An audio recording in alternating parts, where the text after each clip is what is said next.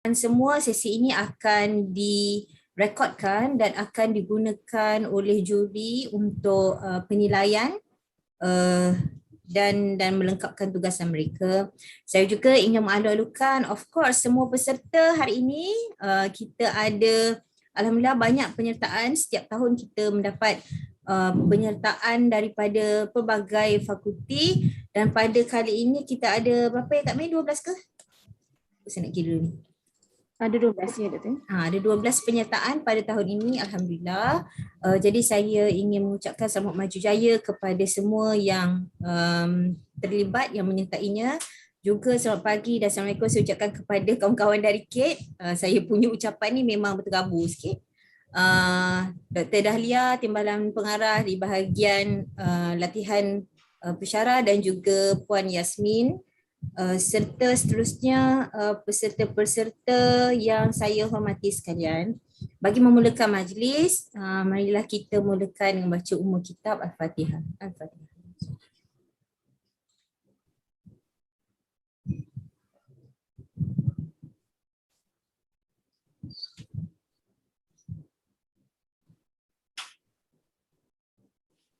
Amin. Alhamdulillah Rabbil Alamin.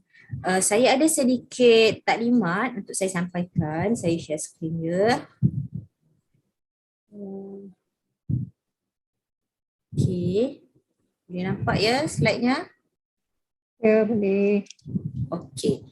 So ini merupakan taklimat bagi pertandingan Amalan Terbaik Inovasi Pengajaran dan Pembelajaran antara Fakulti, Sekolah dan Pusat Pengajian di UPM. Objektif pertandingan ini adalah untuk mengiktiraf kecemerlangan pengajaran pada peringkat individu atau institusi seperti mana yang disarankan oleh KPT dalam PPPM-PT, meningkatkan pengetahuan dan kemahiran pegawai akademik UPM berkaitan teknik atau pendekatan inovasi PNP, menyebar luas dan berkongsi amalan terbaik inovasi PNP yang dilaksanakan oleh setiap fakulti untuk dimanfaat pegawai akademik UPM yang lain, menggalakkan pembudayaan penggunaan teknologi dan inovasi dalam PNP oleh setiap warga fakulti bagi memenuhi keperluan serta meningkatkan pengalaman pembelajaran pelajar, serta mengenal pasti atau menyaring pegawai akademik UPM yang berpotensi untuk pencalonan anugerah Fellowship Knight Chancellor atau anugerah akademik negara bagi kategori pengajaran mengikut niche fakulti. Penyertaan pertandingan ini adalah secara individu atau berkumpulan dan hanya satu penyertaan daripada setiap fakulti, sekolah atau pusat pengajian. Ada 3 hadiah yang akan diberikan kepada 3 pemenang utama, iaitu pemenang bagi tempat ketiga merupakan wang tunai sebanyak RM2,000 dan sijil. Tempat kedua wang tunai RM3,000 dan sijil, manakala tempat pertama adalah wang tunai RM5,000 sijil bersama piala pusingan.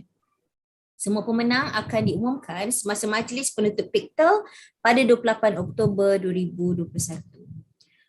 Dalam pertandingan hari ini, kita amat berbesar hati kerana telah menerima kesudian daripada 3 panel juri yang mewakili UTM, UM serta Taylor's University. Dr. Nurbiha dari Universiti Teknologi Malaysia, iaitu Timbalan Pengarah Pengajaran dan Pembelajaran Pusat Kepimpinan Akademik UTM ataupun UTM-Lead. Dr. Zahruddin Fitri Abu Hassan, iaitu Timbalan Pengarah Teknologi dan Inovasi Pembelajaran dari Pusat Penambahbaikan dan Pembangunan Akademik, serta Dr. Enayat Ayub, iaitu Ketua dari Akademi Pembelajaran Taylor's University.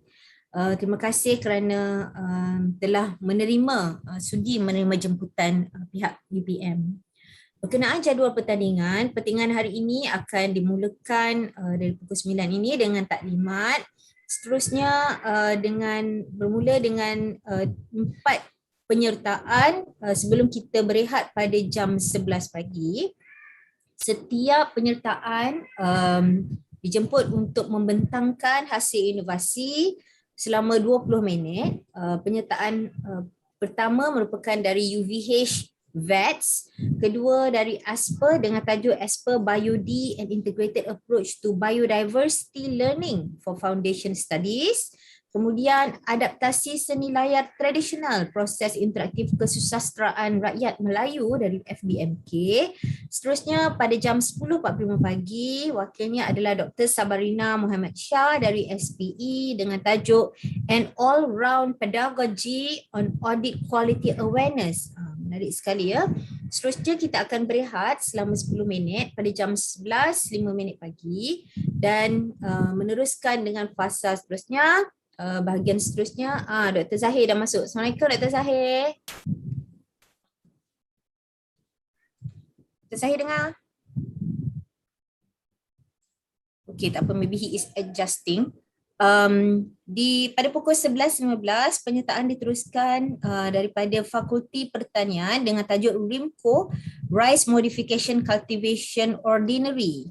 11.40 penggunaan suku kata berwarna dalam pengajaran kemahiran sebutan bahasa Melayu pelajar antarabangsa di Universiti Putra Malaysia. Ini wakil dari KAP, welcome. Seterusnya FunMed, ini interesting lah ni, FunMed Dr. Kamelia dari Fakulti Ekologi Manusia dan pengurusan inovasi rentas disiplin melalui platform Maya dengan wakilnya Profesor Madya Dr. Muhammad Fakri Zaki Jaafar daripada FRSP. Kita akan seterusnya berehat pada jam 12.50 hingga jam 2.30. So rehat ni panjang sikit, hopefully bila return nanti akan terus refresh bagi meneruskan 4 lagi penyertaan, iaitu dari FPSK Dr. Siti Aisyah Mokhtar dengan tajuk Virtual Outbreak Simulation Exercise. Pada jam 2.55 petang, memperkasa kebolehan pembelajaran pelajar melalui sulam, modul solver, iaitu presenternya Dr. Firdaus atau Firdaus Muhammad Yusof daripada FP HAS, Fakulti Perhutanan dan Alam Sekitar. Seterusnya 15.20 pukul 3.20 petang BFF, menariknya BFF dari Fakulti Sains, Pedagogical Immersive Fun Learning via Virtual Gamification. Dan akhir sekali wakil dari FSKTM untuk pembentangan pada jam 3.45 petang iaitu TS Dr. Nurul Amalina Nasruddin dengan tajuk Beyond the Classroom, Immersive Crew Experiential Learning in Information Technology.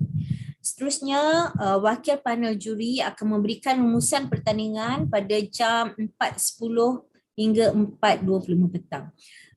Itu merupakan kita punya jadual pertandingan hari ini. Jadi sekiranya ada apa-apa keperluan boleh dimajukan, tapi kita harap flow ini kita dah sampaikan. Harap flow ini okey lah ya untuk semua orang. Format kita, setiap fakulti diberikan tempoh masa 15 minit untuk sesi pembentangan dan Q&A selama 5 minit menjadikan keseluruhan 20 minit secara dalam talian. Akan ada bunyi loceng. Bunyi loceng macam mana tu Puan Yasmin? Ada bunyi loceng ke? Kejap je Doktor. Bunyi locengnya kali pertama setelah tamat 15 minit, kemudian bunyi loceng yang kedua setelah tamat 20 minit dan setiap fakulti diberi kebebasan ya, boleh membentangkan amalan inovasi menggunakan slide, kalau ada poster boleh juga poster, nak demonstrasi pun boleh, mengikut kreativiti. Ini memang yang kita raikan sangat dalam bulan pendidik ni, kita raikan kepelbagaian inovasi setiap fakulti. Dan pembentang ni bolehlah nak satu orang ke dua orang ke asalkan melengkapi tempoh 15 minit. Puan Yasmin bersedia dengan bunyi loceng?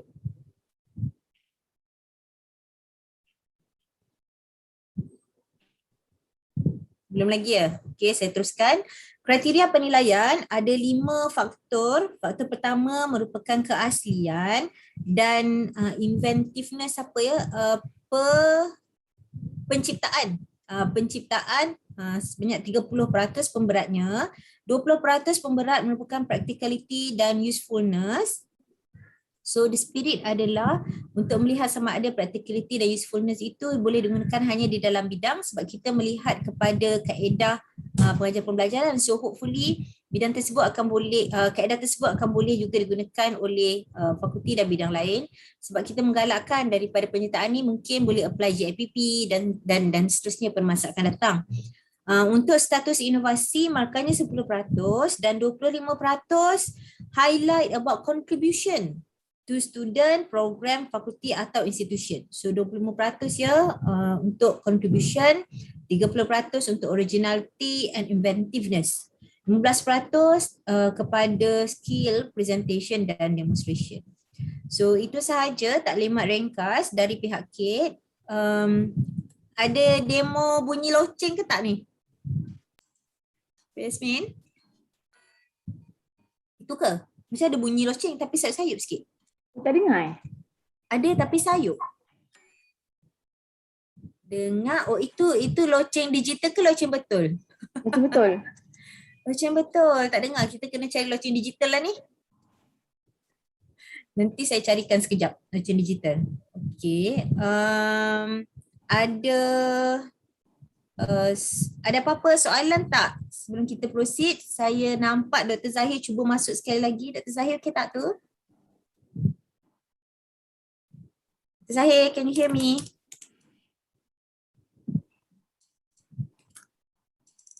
Hello? Ya. Boleh dengar. Okey, alhamdulillah. Ini dia. So tadi saya telah menyampaikan sedikit taklimat. Kita akan bermula dengan pembentang pertama. Okey, ada Prof Jalila masuk. Welcome Prof Jalila. Sekiranya tak ada apa-apa soalan, kita boleh mula ya Kak Min? Ada apa-apa lagi ke? Agenda seterusnya? Kalau ikut jadual kita mula pada 9.30, 9.35 untuk Dr. Pengajian Dr. Nurul Hayah Khairuddin daripada Fakulti Perubatan Veterina. Saya nampak macam Dr. Nurul tak ada dalam ni. Tadi dia ada. Okey, mesti ada. So saya rasa kita nak teruskan ke ataupun kita nak tunggu ikut jadual? Okey, sekejap nak try dengan bunyi bell ni tak? Macam mana ni? Okey, kalau saya bunyikan ni saya rasa sebab bila nak bunyi tu kita kena share screen kan? Kalau tak ada share sound. So maksudnya memang tak boleh pakai digital lah. Boleh pakai Kan? mikrofon sebenarnya. Cumanya kena bunyi yang panjang sikit sebab dia akan ada noise suppression tu. Jadi noise suppression tu biasanya dia akan tangkap dan buang yang awal. Kan? Jadi cari loceng yang panjang sikit. Okey, sekejap ya. Saya test yang ni. Maksudnya kita on mikrofon. Okey, sekejap. Saya test. Ya. Dengar tak? Tak dengar tu. Tak dengar. Bunyi ni tidak begitu bermakna. Sekejap. Dekat times up je lah. Times up boleh jugalah. Okey. Ada satu lagi ni. Yang dia dengar tak? Dengar ke? Tak dengar juga Dengar. Tak dengar. Dengar? Kak Min, saya hantar ni dekat Kak Min punya phone. Cuba Kak Min play daripada phone. Maknanya Yasmin perlu onkan mic.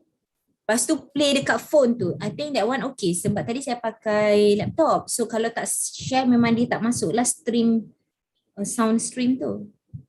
Boleh Puan Yasmin try? Hantar WhatsApp ke? Tak sampai lagi. Tak sampai lagi? WhatsApp doktor tak masuk ke? Ke kat pengurusan? Dekat directly to you. Oh, phone not connected pula. Ya.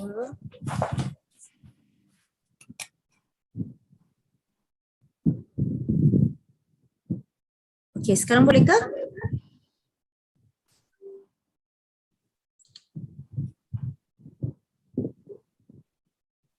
Ada juga. Belum play lagi. Dengar tak? Itu dengar. Sekarang dengar? Yang tu dengar. Tapi macam tak mesra sangatlah bunyinya. Macam mana? Nak cakap times up je ke?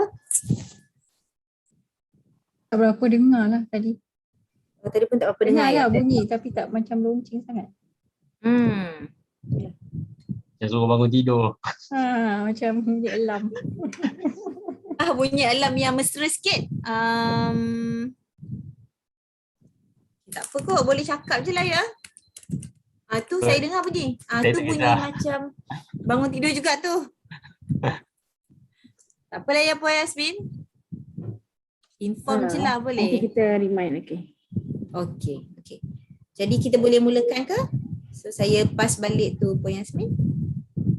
Okay, baik. Terima kasih Dr. Nurfadlina atas sesi taklimat tadi.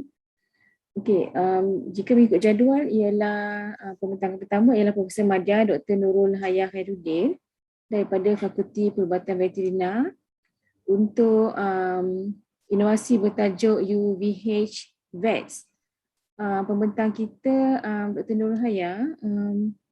Dr. Nurul Hayah bersedia ataupun perlukan masa lagi?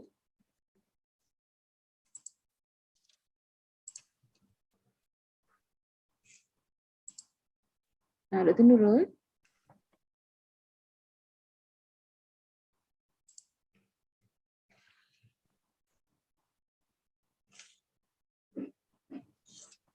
Assalamualaikum Dr. Nurul, dekat dalam ni kan?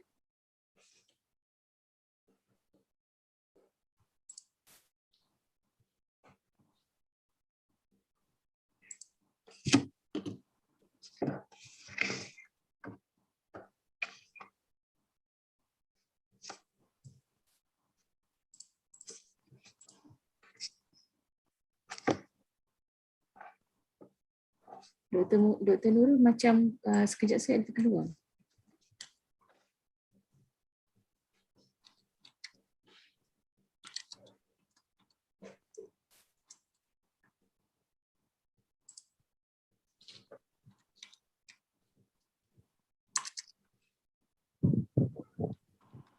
Test bunyi kejap boleh? Dengar ke? Yang ni? Yang ni dengar. Ni tingtong rumah. Boleh lah, dengar lah.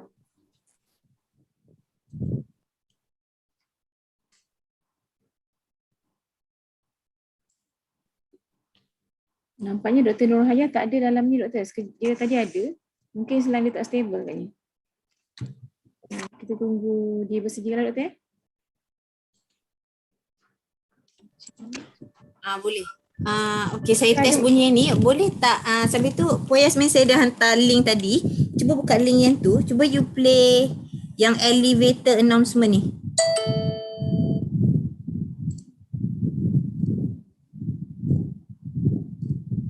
Tapi kena play from your phone rasanya. Sebab nanti presenter dia akan share screen kan?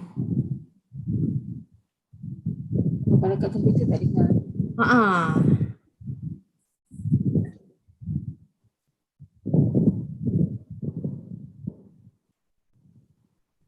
Boleh digalakkan untuk guna background. Nanti saya uploadkan je.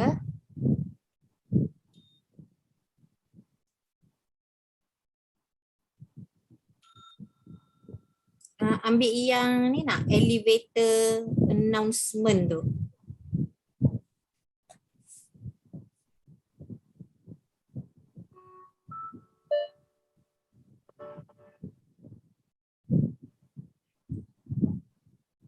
Dengar ke? Tadi macam dengar tapi macam tak berapa dengar. Dia ada tu. Tapi macam terputus sikit lah. Kalau tak boleh gagal kita ni dah lah. Tak payahlah. Buat maklumat semua, saya dah uploadkan background Zoom bulan pendidik. Dipersilakan ya untuk kita gunakan sama-sama. Tak wajib tapi jumlah guna sama-sama. Okey, macam mana? Peserta pertama tu dah okey ke? 9.30 patut kita start Ya, 9.35. 9.35. So sempat lagi kita testing. Ada apa-apa soalan ke? Anyone? Nak test share screen dulu ke? Boleh juga kot. Nak? Siapa nak test share screen dah boleh, nak test sound ke? Silakan. Semua dah boleh share screen ni.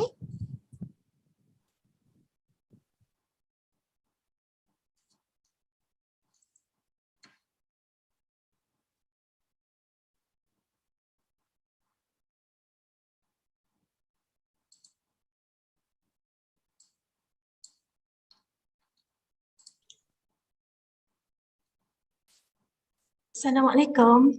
Ya, saya Dr. Roslina. Di mana saya boleh dapatkan background tu ya?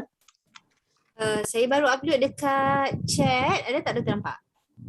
Oh, okey. Sekejap. Dia tulis tajuknya PBP 2021. Okey ya.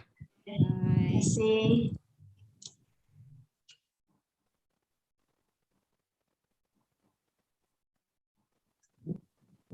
Ada tak yang nak try share screen and test sound? Silakan. Waalaikumsalam. Hai. Khabar Dr. Hisham? Sihat, ngantuk je.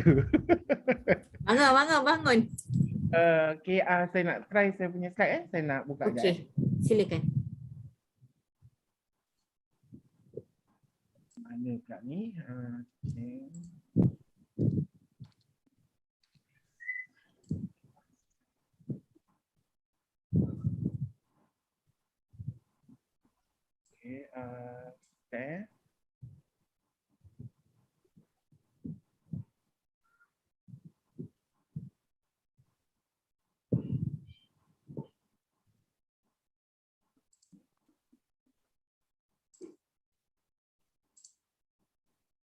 Okay, Dr. Fad?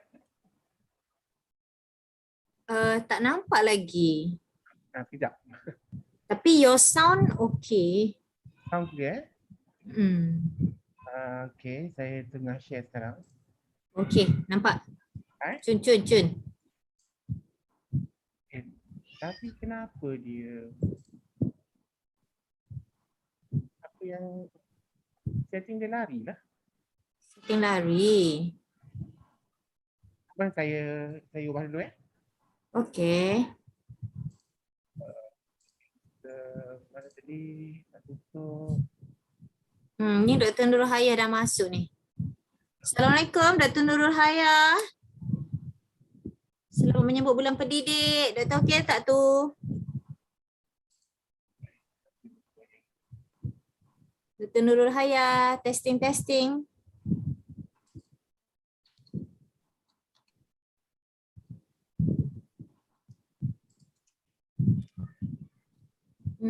Puan Yasmin ada nombor phone Dr. Nurul Hayah ni tak? Boleh try call dia lah kot. Dia Ada sekejap ya. Ataupun ni masalah connection tak stable. Maybe boleh kalau saya nak cadangkan, nanti kalau dia dapat connection, kalau tak stable macam ni, bila dia nak share screen tu lagi susah lah. Maybe boleh dapatkan dia punya slide. So Secretariat boleh presentkan. Dia present, Secretariat play the slide. Silakan, ada yang nak test, kita masih ada masa untuk Doktor, ice breaking dan cuba. Ya, sila. Daripada Pusat Asasi, boleh saya share sekejap? Okey, boleh, silakan. Nampak ke? Cantiknya, nampak clear. Okay. Okey, kalau saya gerakkan ni boleh nampak ke? Nampak. Pointer saya tu. As per tu Center of Foundation Studies. Asasi Sains Pertanian. Tak tahu pun nama orang putih dia. Okey. Sekarang kita Cantik. Dapat tak asasi? Right. Semangat. Cun. Okey, alright. Terima kasih, Doktor. Okay, terima kasih. Ada yang nak buat test bunyi ke?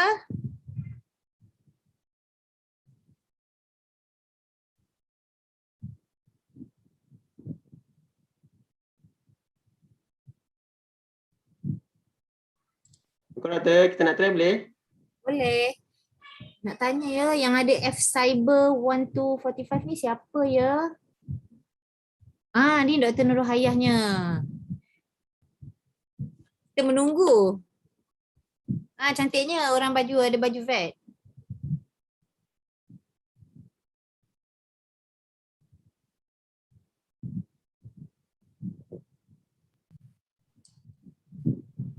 Nampak? Okay. Nak test sound tak? Sebenarnya tadi tak dengar suara Dr. Hayah. Your mic is still off. Dah boleh dengar ya? Cun dengar. Okay, kita nak test video lah, boleh? Boleh, Cun.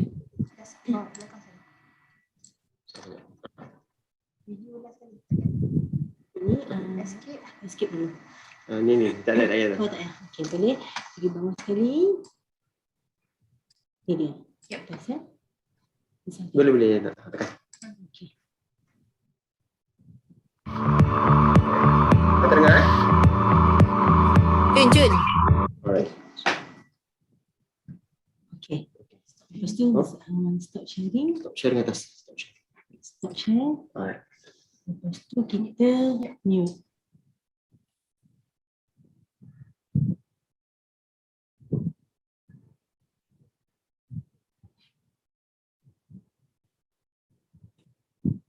Okey, alhamdulillah.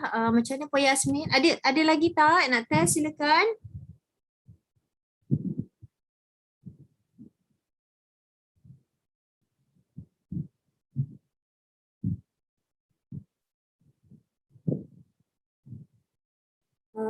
Puan Yasmin? Tak Puan Yasmin. Ya, Doktor. Kita punya sesi sekarang ni sudah on air dekat YouTube kan? Ya. Okey, boleh saya nak minta ahli fakulti untuk sama-sama mempromosikan event ini ke website, ke WhatsApp group fakulti masing-masing. Saya akan letak ayat tu kan. Bolehlah kita kempen-kempen bagi dekat kawan-kawan fakulti. Sekarang sudah 9.32. Boleh kita bermula sekarang? Puan Yasmin, silakan ya. Dr. Nurul dah bersedia ya? Dr. Nurul, kita dah assign dia kan sebagai co-host.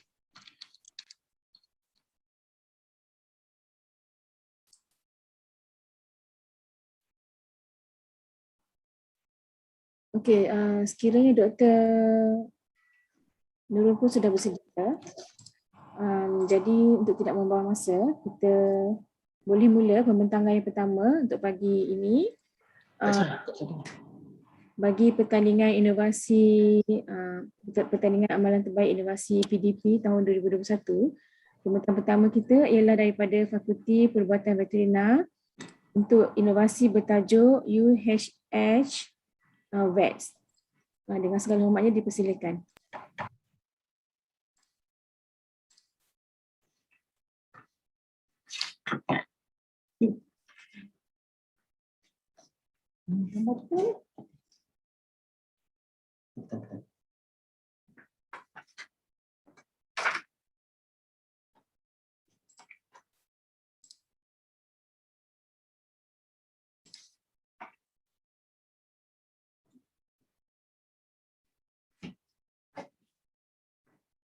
Boleh saya mula ya? Silakan Doktor. Alright.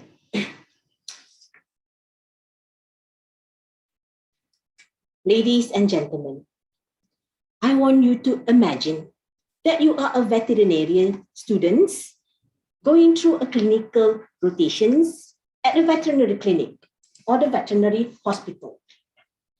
Imagine, while you're undergoing your clinical rotations, you are involved in emergency situations. A dog came into the clinic, and then the dog is having seizure. Quickly, the vet told you as a student to go and calculate how much diazepam needed for this dog because the dog is having seizure.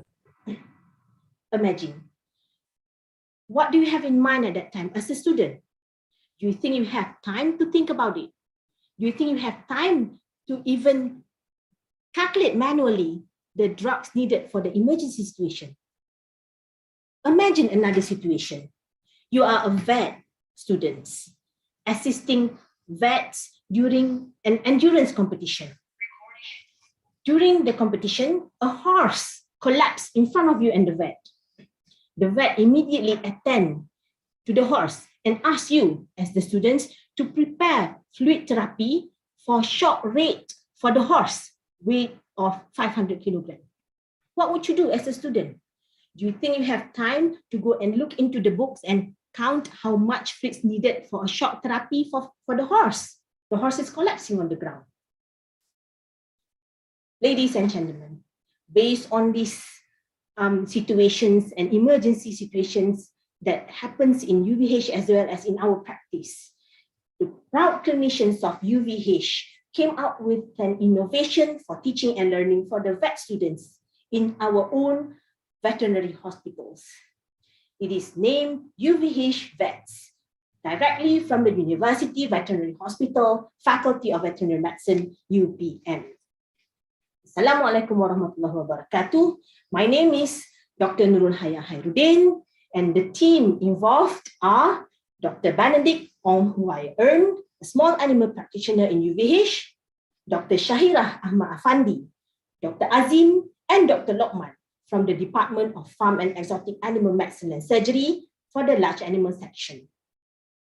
Ladies and gentlemen, for the UVH vets, I'm going to take you through the background of UVH vets, and then to give the problem statements that innovate us, to inspire us to come up with an innovations. And also we're going to take you through the uniqueness of UVH vets and describe further about the benefits of these innovations and also the content of the innovation. And lastly, to wrap up with the impact of UVH vets for UVH itself, as well as generally for the Faculty of Veterinary Medicine, UPM. Ladies and gentlemen, in University Veterinary Hospital, we are a teaching hospital in which clinical year students are required to go on clinical rotations, and they are involved in giving treatments and also administer fluid therapies for patients at our hospital. In the time of emergency, there's no time to calculate or to verify drugs, especially for students. Therefore, we realize there's a need to come up with a standardized, pre-calculated formulary, and it will become a significant value to add experience for the veterinary students having rotations in UVH. In UVH, drugs and fluid therapy calculations must be calculated correctly and promptly. The problem statement starts with the conventional manner of doing things in UVH, where calculations and administration of drugs is manually calculated. And the calculation of medicines sometimes has got to be given immediately with minimum error, especially during time of emergency. A fast, reliable, and standardized system will definitely help facilitate immediate calculations in clinical practice. And therefore, it reduces the risk of underdosing or overdosing drugs, especially infusion type drugs that are needed in practice. Based on this as well, the system has been developed to offer a vast references of drug dosing that has been verified and has been proven reliable to help in calculation processes and help prevent delay during calculation process of certain drugs. What are the uniqueness of UVH vets? It is an Excel sheet template in which drugs that are commonly used in UVH and fluid therapy that are commonly used in UVH are pre-calculated. Based on this, the calculated drugs volume, also known as dose, will be obtained with ease and error-free, inshallah. How to use UVH vets for our practice? First of all, as a vet students, they have got to discuss the treatment plan with the clinician on duty. Once they have decided which drug to use, then they can open the UVH vets Excel file and then select the desired sheet that they can choose from the Excel sheet. From there, once they choose the desired sheet, then they fill in the appropriate information like the body weight into the system, and voila, they get the accurate calculation of the drugs to be given to the patient. UVH vets will be used by clinicians and students at Veterinary Teaching Hospital at UPM. So what does a clinician want is a calculator that is easy to be used and immediately they can get the result. So by just inserting the body weight of the patients onto the gray columns, immediately the clinician is able to get the fluid rates onto the yellow columns, and at one go, we can get the anesthetic drugs, analgesic drugs, and also the emergency drug calculations for the patients. On top of that, UVH vets is able to calculate the required transfused blood volume for the patients. So by just using one UVH vet, we are able to provide 3 functions for our clinicians and students. We do not forget to make UVHVAC as educative as possible, as the drug included in the overseas drug formulary may not be used in Malaysia. We try to include all the common drug that was used at Veterinary Teaching Hospital, UPM, to make it specific and practical for the students' learning. As a vet, we treat a small kittens of 0.5 kilograms up to a large horse up to 400 to 500 kilograms. UVHVAC is able to meet all the needs of the feed rates and drug calculations depends on the species and equipment. Now, we will be highlighting for feed therapy for large animals. All right. So this is an important part in UVHVAC systems. Before we move on, I will briefly talk about commonly used fluid form in UVH practice. Here you can see all the black field need to be filled and calculated manually. Not only that, a hard copy is needed to properly calculate the fluids.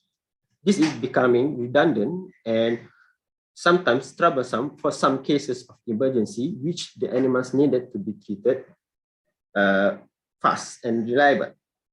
So not only that, a need for special introductory class and revision for students, which in the final year needed because they always forgot the formulation for most of the species. Here, I will show you the layout for our UVHVAC system template, which is almost the same as the fluid form, where students can cross-check back their fluid form manually and automatically.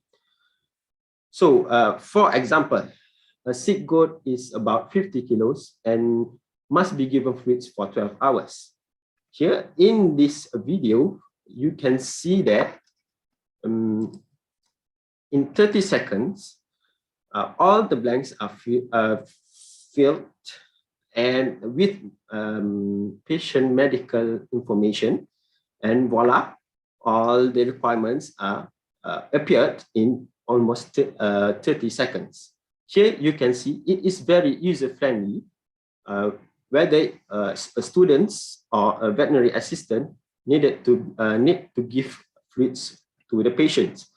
And it is almost a one-key solution where it needs only 30 seconds and it readily formulated template. And another one is it's paperless, where the objective of our university is is to becoming a green university. And so for the last part of this innovation of the UVHVAC is our continuous rate infusion. So the continuous rate infusion is a little bit different from the previous calculation, where it is a method or approach of administering drugs in a continuous and to provide long-term effects.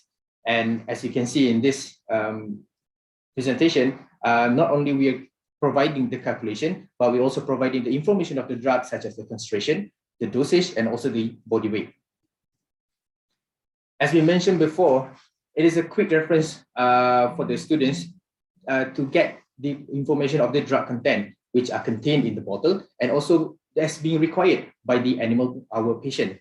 And since this innovation is to provide a solution for the students, we are standardizing the uses of the drug concentration parallel to our practice in our hospital for the students and the staff to get familiar with.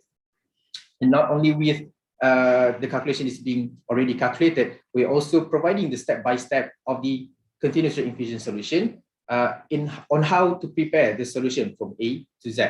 So since this calculation or the drug concentration is being adjusted to have the desired anesthetic or the therapeutic effect, we've already provided the dosage range for the students to adjust accordingly. So these are the layouts of the drugs calculations, and these are the example of the drugs at the moment we are providing or calculated for our horse patient. Ladies and gentlemen, based on those informations, we know that UVH vets definitely give impacts for the practice in UVH as well as the students of Faculty of Veterinary Medicine UPM. It is a quick reference for veterinary practitioners as well as students. It offers rapid drug doses and fluid therapy calculations for veterinary patients from various species. And it includes remarks, indications, and functions of various drugs with reliable and verified reference. Therefore, this will help reduce the risk of drugs overdosing or drugs underdosing for the patients.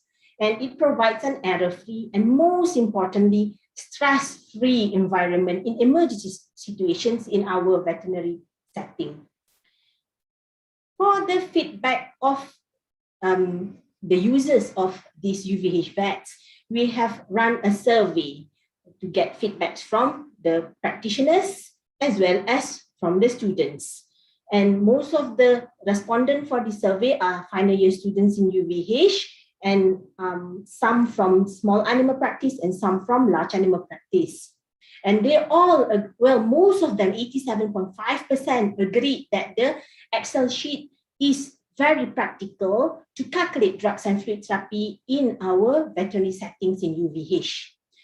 They also agree that the features of the Excel sheets are user-friendly, offer accurate drugs calculations, and it's supported by relevant references with a simple design and layout.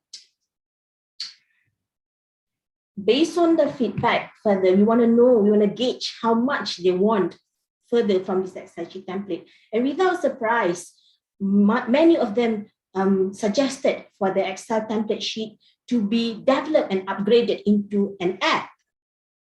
So that it will become more amazing and more practical for use further in clinical practice.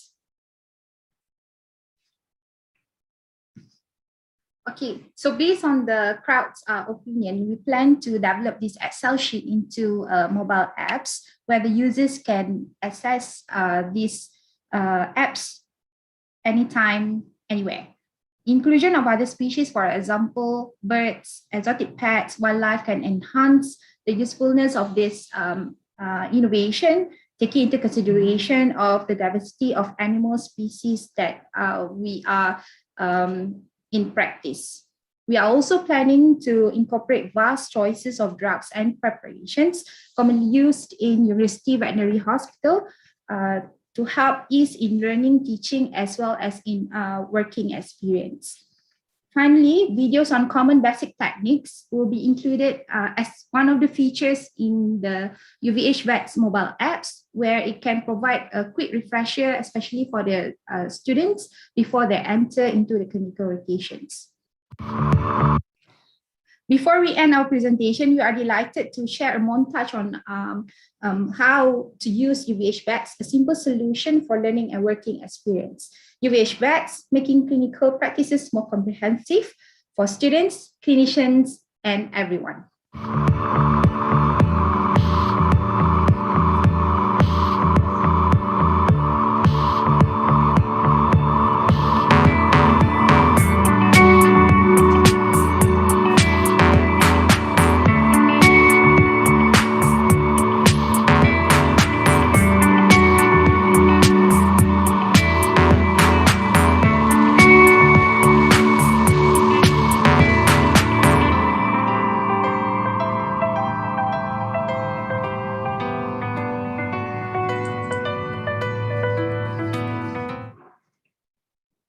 Thank you for your kind attention. We are from UVH team, Faculty of Veterinary Medicine, University Putra Malaysia.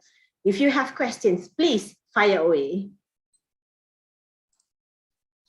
Terima kasih Dr. Nurul dan juga pasukannya atas pembentangan tadi. Teruskan dengan Q&A daripada panel. 5 minit masa untuk sesi soal jawab lah. Panel kita Dr. Ena dan juga Dr. Zahiruddin. Hi. Hi, I'm Dr. Ena and Hello, Doctor. Yeah, first of all, I would like to congratulate. I think it's it's an invention that is useful, right? Not for just for the students, but I think for the practitioners. Yes. Have you patented the innovation, and we are aiming for we are going for a copyright under the PSP. Once we are done with the Pertandingan Inovasi Pengajaran, we're going to straight away go for copyright, and from copyright we are planning to get some funding to develop it into an app, inshallah. Yeah, I definitely see that there's a potential for this innovation. So congratulations. Thank you. I think I echo what Dr. Ena said. Congratulations for the team who did the app. I think it's quite well developed, and I can see a number of useful applications in there. And I've always been fascinated with the ease now to convert any innovation into a mobile app, and I would really that was actually the question that I wanted to ask, but Dr. Ena already asked how to when are you going to convert this into an app? But just for curiosity, is there any other existing apps that's already available, or something similar to what you have? Currently, if we are talking about the existing apps about this, the same approach of calculating drugs, especially for veterinary practices or for animal patients, is widely available in Play Store or App Store. But what inspired us in developing or innovating these apps is actually is for our own current practice, and as well as to make it parallel to our setting. And basically, it is aimed to actually standardizing our practice in UVH, and based on our experience in our practices, if we compare to our the other apps that is available on the application store or the Play Store, basically the drugs is not available in our country, but and is only available to other parts of the country. So it's not really standardized or same as our practice in UVH. Okay, thank you. That's all my question. Okay, terima kasih Dr. Nurul dan juga panel. Seterusnya kita boleh minta pasukan yang kedua untuk pembentangan pada pagi ini daripada Terima kasih. Pertanian. Ya, terima kasih Dr. Pusat Asasi Sains Pertanian, iaitu Encik Muhammad Amiruddin Ibrahim, yang akan membentangkan inovasi bertajuk As per BioD, an integrated approach to biodiversity learning for foundation studies. Dr. Encik Muhammad Amiruddin boleh bersedia lah untuk share presentation. Boleh nampak ke? Boleh Dr. Dr. nak test apa-apa dulu boleh? Saya rasa tak apa kot, tak apa tu. Okey. Boleh mula ke? Ya, boleh. Boleh, Okay. boleh bersedia. Terima kasih. Okay, thank you, Chairperson. Assalamualaikum warahmatullahi wabarakatuh, and good morning to panels and fellow participants. I am Amiruddin from Biology Unit of Center of Foundation Studies for Agriculture Science, also known as ASPER. We'll be sharing our teaching and learning approach and practice named As per BioD, an integrated approach to biodiversity learning for foundation studies.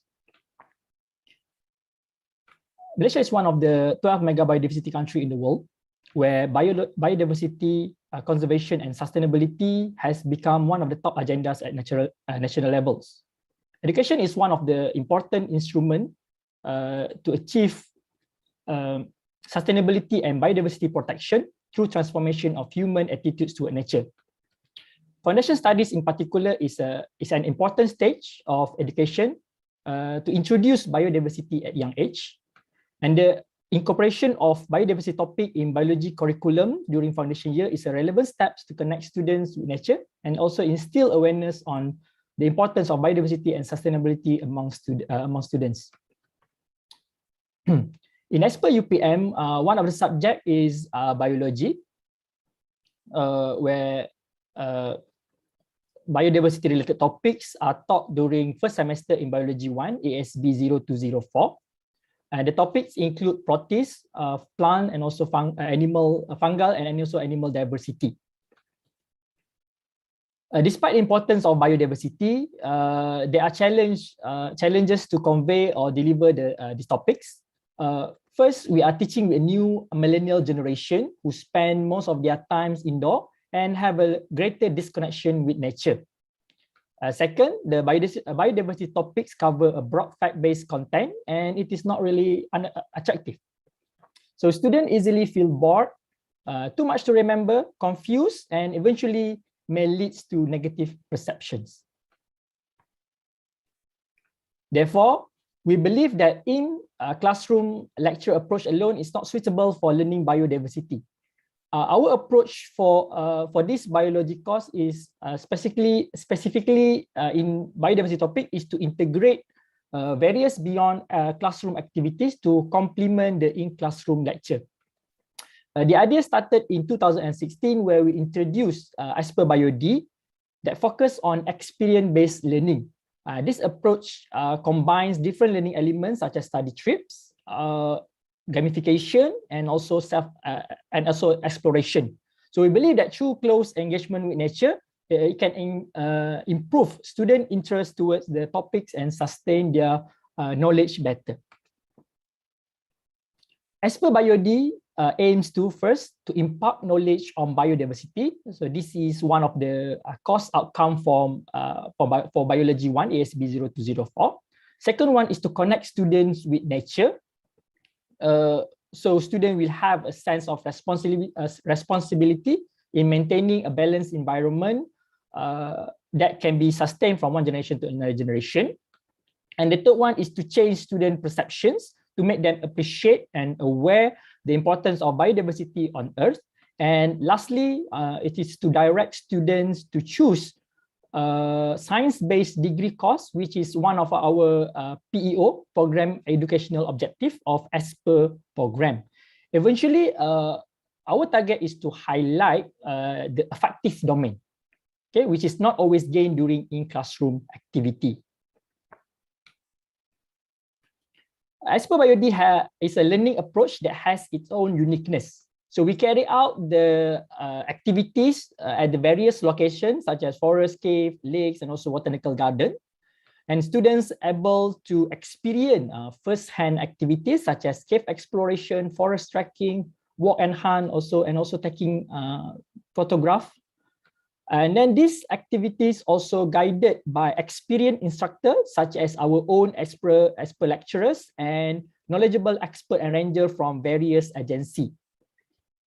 And then another highlight of as per BioD is we work with community and had engagement involving secondary school students.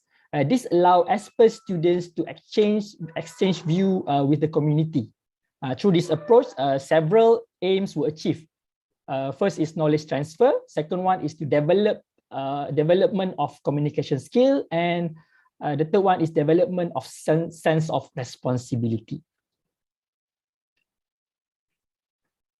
From 2016 to 2021, we had come out with several exciting programs all together under as per BioD.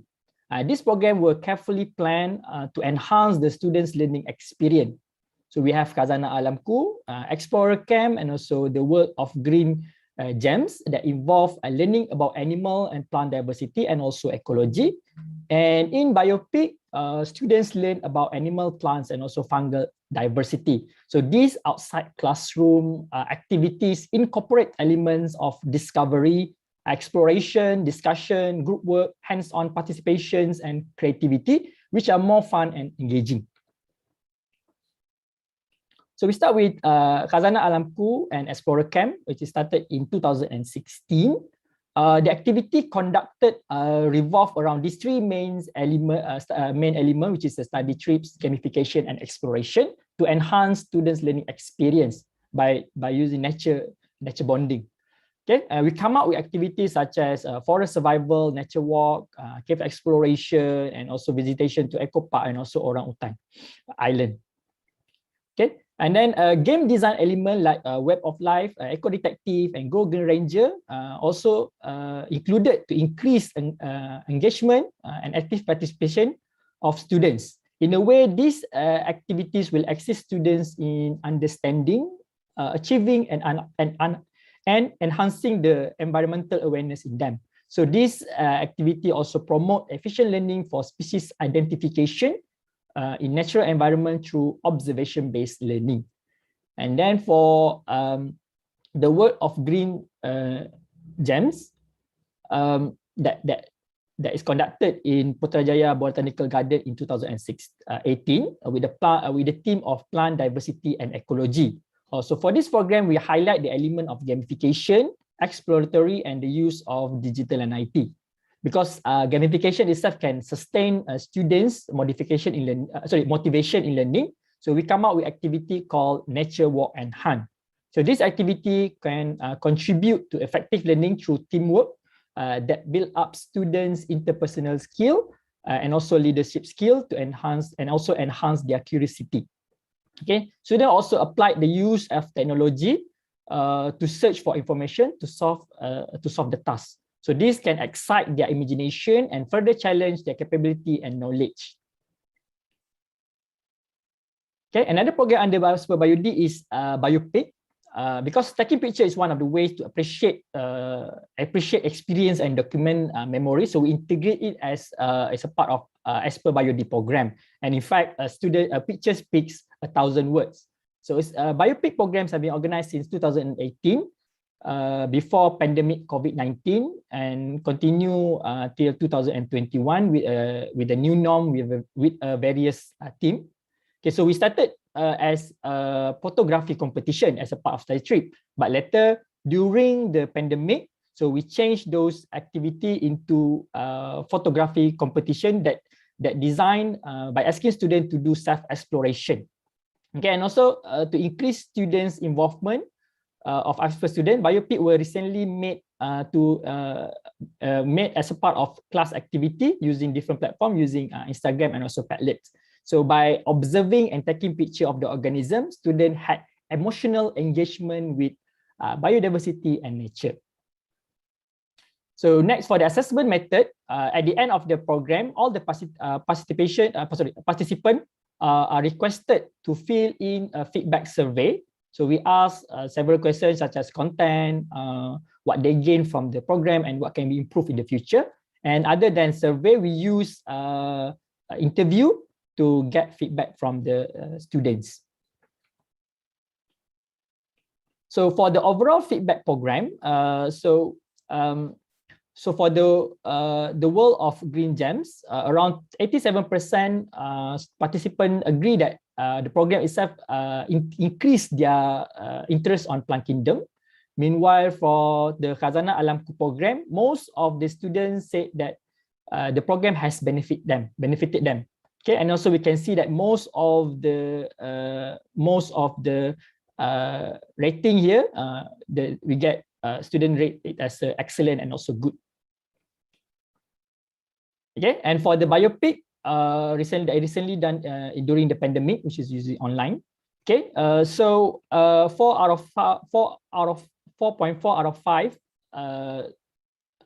scale indicate that they have observed and explored living organisms surrounding them, and also the activity also appreciate them to help them to appreciate the role of living organism in living in life. Okay, and also they learn biology in a fun way by relating characteristic of living organism with their own personality, and using Padlet as a medium also they also said that this is suitable and interesting. Okay. Okay, so these are some written feedback from students for different other as per biology programs. So in general, students love this kind of activity more than traditional in classroom lecture. So they also can feel the impact of the activities in their life, and also they wish they can join again the future, the program in the future. So overall, we can see the impact of as per biology program on students and also the program of as per itself. Okay, so based on post activity feedback survey, students are participated in students who participate in program showed that overall better perception towards the topics and have a higher degree long-term knowledge retention. Okay, the program also improve lifelong learning skills such as observation skill and also thinking skills, and they're also able to share their experience and show an increased interest and awareness in biodiversity regardless of the prior interest in the topic. So on the impact of the program, since as per biology cover a broad studies of organisms such as plant, animal, fungi, and ecology, this approach shows to impact student academic degree course selection. Okay, so this align with the PEO of Asasi Science Pertandingan program.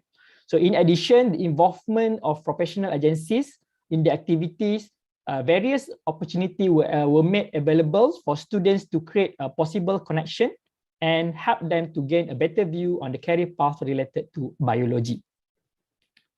Okay, so let's watch a video clip of the activities from various programs in as per biology. Okay.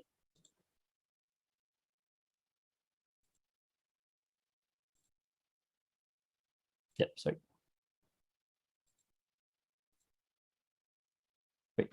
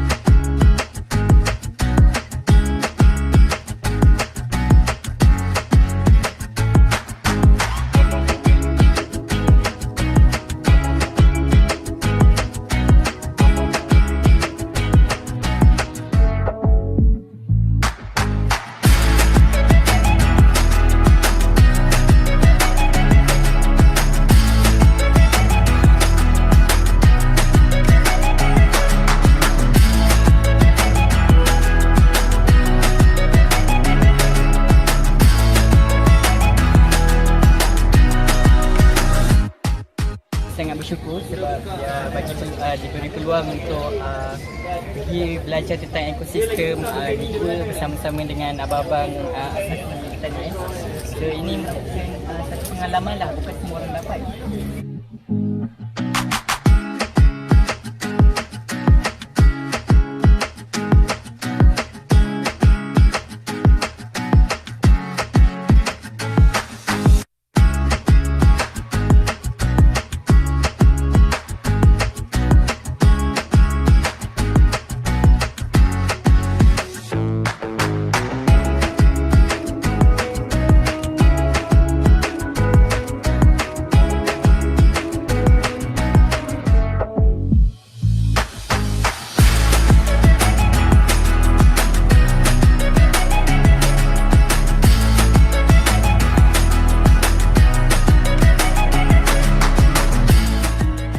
Yes, it is an interesting method for students to explore something new by themselves, especially for those who have passion in photography. And also, instead of viewing the picture in computer screen, the outdoor environment allows us to hear, to see, or even touch the plant or wildlife that we observe.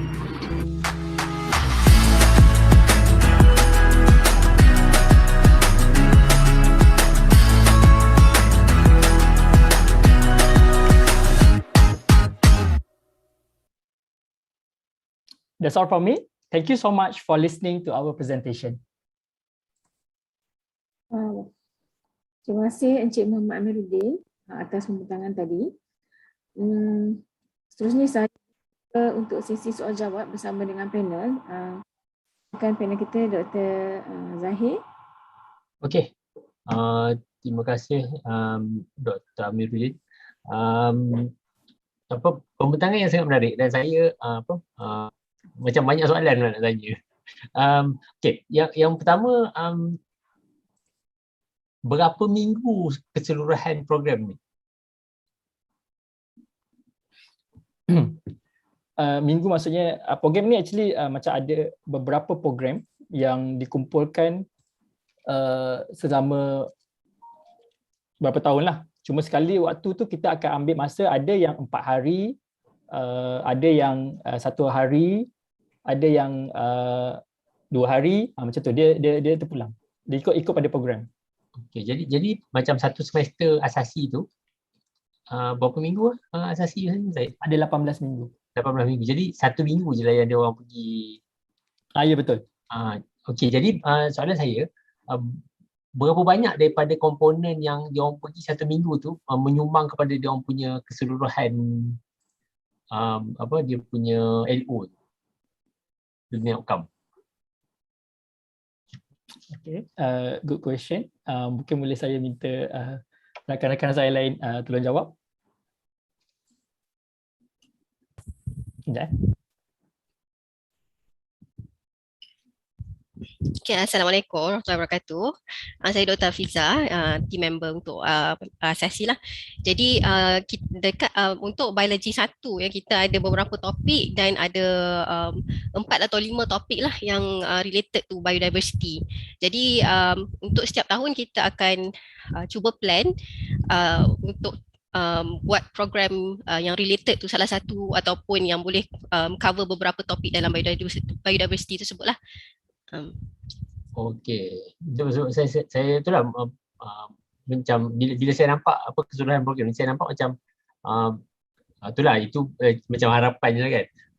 Kalau boleh, maknanya bila dia, kalau dia contohnya dia pergi ke Kenyir seminggu, dan Kenyir seminggu tu macam mengambil alih keseluruhan topik tu dan daripada assessment sampai content sampai ke dia punya learning tu kan, seminggu cover kat situ je. Jadi maknanya dia bukanlah duduk dalam macam saya, jadi kalau saya nampak dia macam daripada 18 minggu pergi daripada 18 minggu asasi tu, seminggu dia pergi program, tapi maknanya seminggu dia pergi program tu mungkin ambil jadi dia tak ada langsung lecture lah, semuanya berlaku semasa program. Dia macam very short high intensity course kan. Jadi saya nampak macam tu, kalau macam tu macam best sikit lah. Terima kasih atas cadangan Doktor. Mungkin kita akan boleh pertimbangkanlah untuk masa akan datang, InsyaAllah. Okey, terima kasih. Jadi itulah, jadi maknanya sekarang ni untuk saya faham, jadi kalau dia pergi 3 ataupun 4 hari, dia akan ada subjek tertentu lah yang dia cover. Jadi masih lagi ada lecture base punya komponen lah dalam kursus ni kan. Betul. Masih ada lecture base, cuma kita complementkan lah, sebab kadang-kadang bila belajar dalam kelas dan lecture ni student tak appreciate sangat kan. Jadi kita integrate sekali dengan experience based learning. Jadi kita bawa keluar and student bagi ada dapat experience lah, tengok dengan mata kasar sendiri. Okey, terima kasih.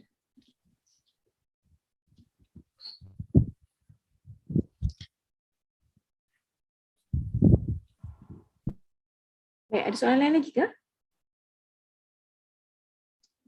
Dr. Ina? Jika tiada soalan, saya kira sudah tamat pembentangan daripada Pusat Asasi Sains Pertanian. Terima kasih diucapkan untuk pasukan yang telah membentang. Seterusnya ialah pembentangan daripada kumpulan ketiga daripada Fakulti Bahasa Moden dan Komunikasi yang akan dibentangkan oleh Profesor Majar Dr. Roslina Abu Bakar dan Profesor Majar Dr. Nazrina Muhammad Kiram. Kita boleh kita jemputlah pembentang untuk bersedia. dan boleh test share screen dan sebagainya. Silakan. Okey. Boleh nampak slide saya ke? Boleh. Okey, alhamdulillah. Terima kasih. Jika sudah bersedia, kita boleh teruskan, Doktor. Okey. Assalamualaikum dan salam sejahtera ya. Saya ucapkan kepada puan pengerusi majlis ya, panel juri yang sangat saya hormati ya, para peserta dan juga para penonton sekalian. Okey. Jadi ya, pada hari ini ya, saya akan membentangkan projek inovasi yang bertajuk adaptasi seni layar tradisional, proses interaktif kesusasteraan rakyat Melayu. Sebelum saya memulakan ya pembentangan projek inovasi ini ya, izinkan saya untuk mengungkap ya firman Allah ya dalam surah Al-Mujadalah yang bermaksud orang yang berilmu dinaikkan darjatnya oleh Allah beberapa darjat. Jadi pada hari ini saya Profesor Madya Dr. Roslina binti Abu Bakar, Profesor Madya Dr. Arba'i bin Sujud, Profesor Madya Dr. Rafidah Nik Muhammad Effendi, Dr. Rahimah Hamdan dan juga Profesor Madya Dr. Norazlina Muhammad Kiram akan berkongsi ilmu dengan anda sekalian. Okey, baiklah. Ya. Saya ingin menyatakanlah ya, mengapa projek adaptasi ini dilaksanakan ya. Saya merujuk kepada situasi kita kini ya dengan pandemik coronavirus COVID-19 ini ya menjurus kepada keperluan untuk pengamalan norma-norma baru seperti yang kita sedia maklum ya. Dan di samping itu saya juga memetik pendapat Nur Aisyah Muhammad Nur 2012 yang menyatakan bahawa bahan sastra ini sebagai bebanan, sukar difahami kalau kita lihat daripada kayu bahasanya dan sebagainya, dan tidak dapat menarik minat generasi baru. Dan satu lagi pendapat yang saya petik di sini iaitu pendapat Roslina 2013 yang menyatakan bahawa dengan ilmu yang semakin berkembang, sastra juga perlulah seiring dengan generasi dengan pemodenan kini ya. Dan satu lagi ya, menurut Perota dan Houghton, yang ini sangat menjentiklah hati kami untuk melaksanakan satu perkara yang dapat memperbaharui kesusasteraan Melayu itu sendiri dalam era kemodenan. Perota menyatakan bahawa penggunaan pelbagai medium dapat menarik minat para pelajar, dan inilah terhasilnya adaptasi seni layar tradisional, proses interaktif kesusasteraan rakyat Melayu dan bagaimanakah ia dilaksanakan. Dan ini kami ingin kongsikan di mana perjalanan projek ini dilaksanakan mestilah melalui 3 proses, iaitu daripada tradisi lisan, yang mana kita tahu kesusasteraan rakyat Melayu itu disampaikan secara lisan. Itu asasnya. Kemudian di dalam projek ini pelajar akan memintahkan dalam bentuk lakonan yang dilakukan pada awalnya ialah skrip dan juga papan cerita. Kemudian diadakan green screen yang mana pelajar akan melakonkan babak atau watak dalam tradisi lisan itu. Kemudian adanya proses editing. Ya, yang ini 3 langkah ini akan dilaksanakan oleh para pelajar supaya dapat menghasilkan video yang bermutu. Okey, baiklah ya. Di sini projek ini saya laksanakan mendasari 2 objektif, iaitu untuk mengenal pasti kaedah adaptasi seni layar tradisional dalam pengajaran dan pembelajaran. Jadi kalau bertolak daripada pendapat Perota tadi, Roslina dan juga Nur Aisyah tadi, tentulah kita perlu mengenal pasti kaedah yang bersesuaian dengan pandemik COVID-19 ini. Jadi kaedah apa? Kaedah tadilah iaitu dengan adanya layar hijau dan juga video editing untuk dikongsikan bersama masyarakat. Untuk para penonton sekalian, sebelum ini ya program sebegini diadakan secara fizikal ya, secara langsung dengan masyarakat. Tetapi kita tidak boleh terus terhenti begitu sahaja. Langkah-langkah tertentu perlu dilakukan dengan mengubah suai kaedah pelaksanaan pengajaran dan pembelajaran itu. Dan yang kedua, objektifnya ialah menghasilkan adaptasi seni layar tradisional dalam pembelajaran tradisi lisan secara efektif. Itu bergantung kepada kreativiti pelajar. Di sini pelajar menggunakan pelbagai kemahiran mereka, psikomotor, bodily kinesthetic dan juga kognitif yang mereka perolehi untuk memantapkan lagi pembikinan video mereka. Baiklah. Kemudiannya di sini saya mengemukakan 6 prinsip yang perlu dipatuhi oleh para pelajar saya. Tentulah 6 prinsip ini sekiranya digunakan akan dapat diaplikasikan dengan ilmu-ilmu lain juga. Okey. Yang pertama ialah pendedahan kepada teori, di mana dalam pengajaran dan pembelajaran saya akan memberikan Melayu konsepnya, apakah itu sastra rakyat Melayu, apakah itu bentuk naratif, bentuk non-naratif dan juga apakah fungsinya.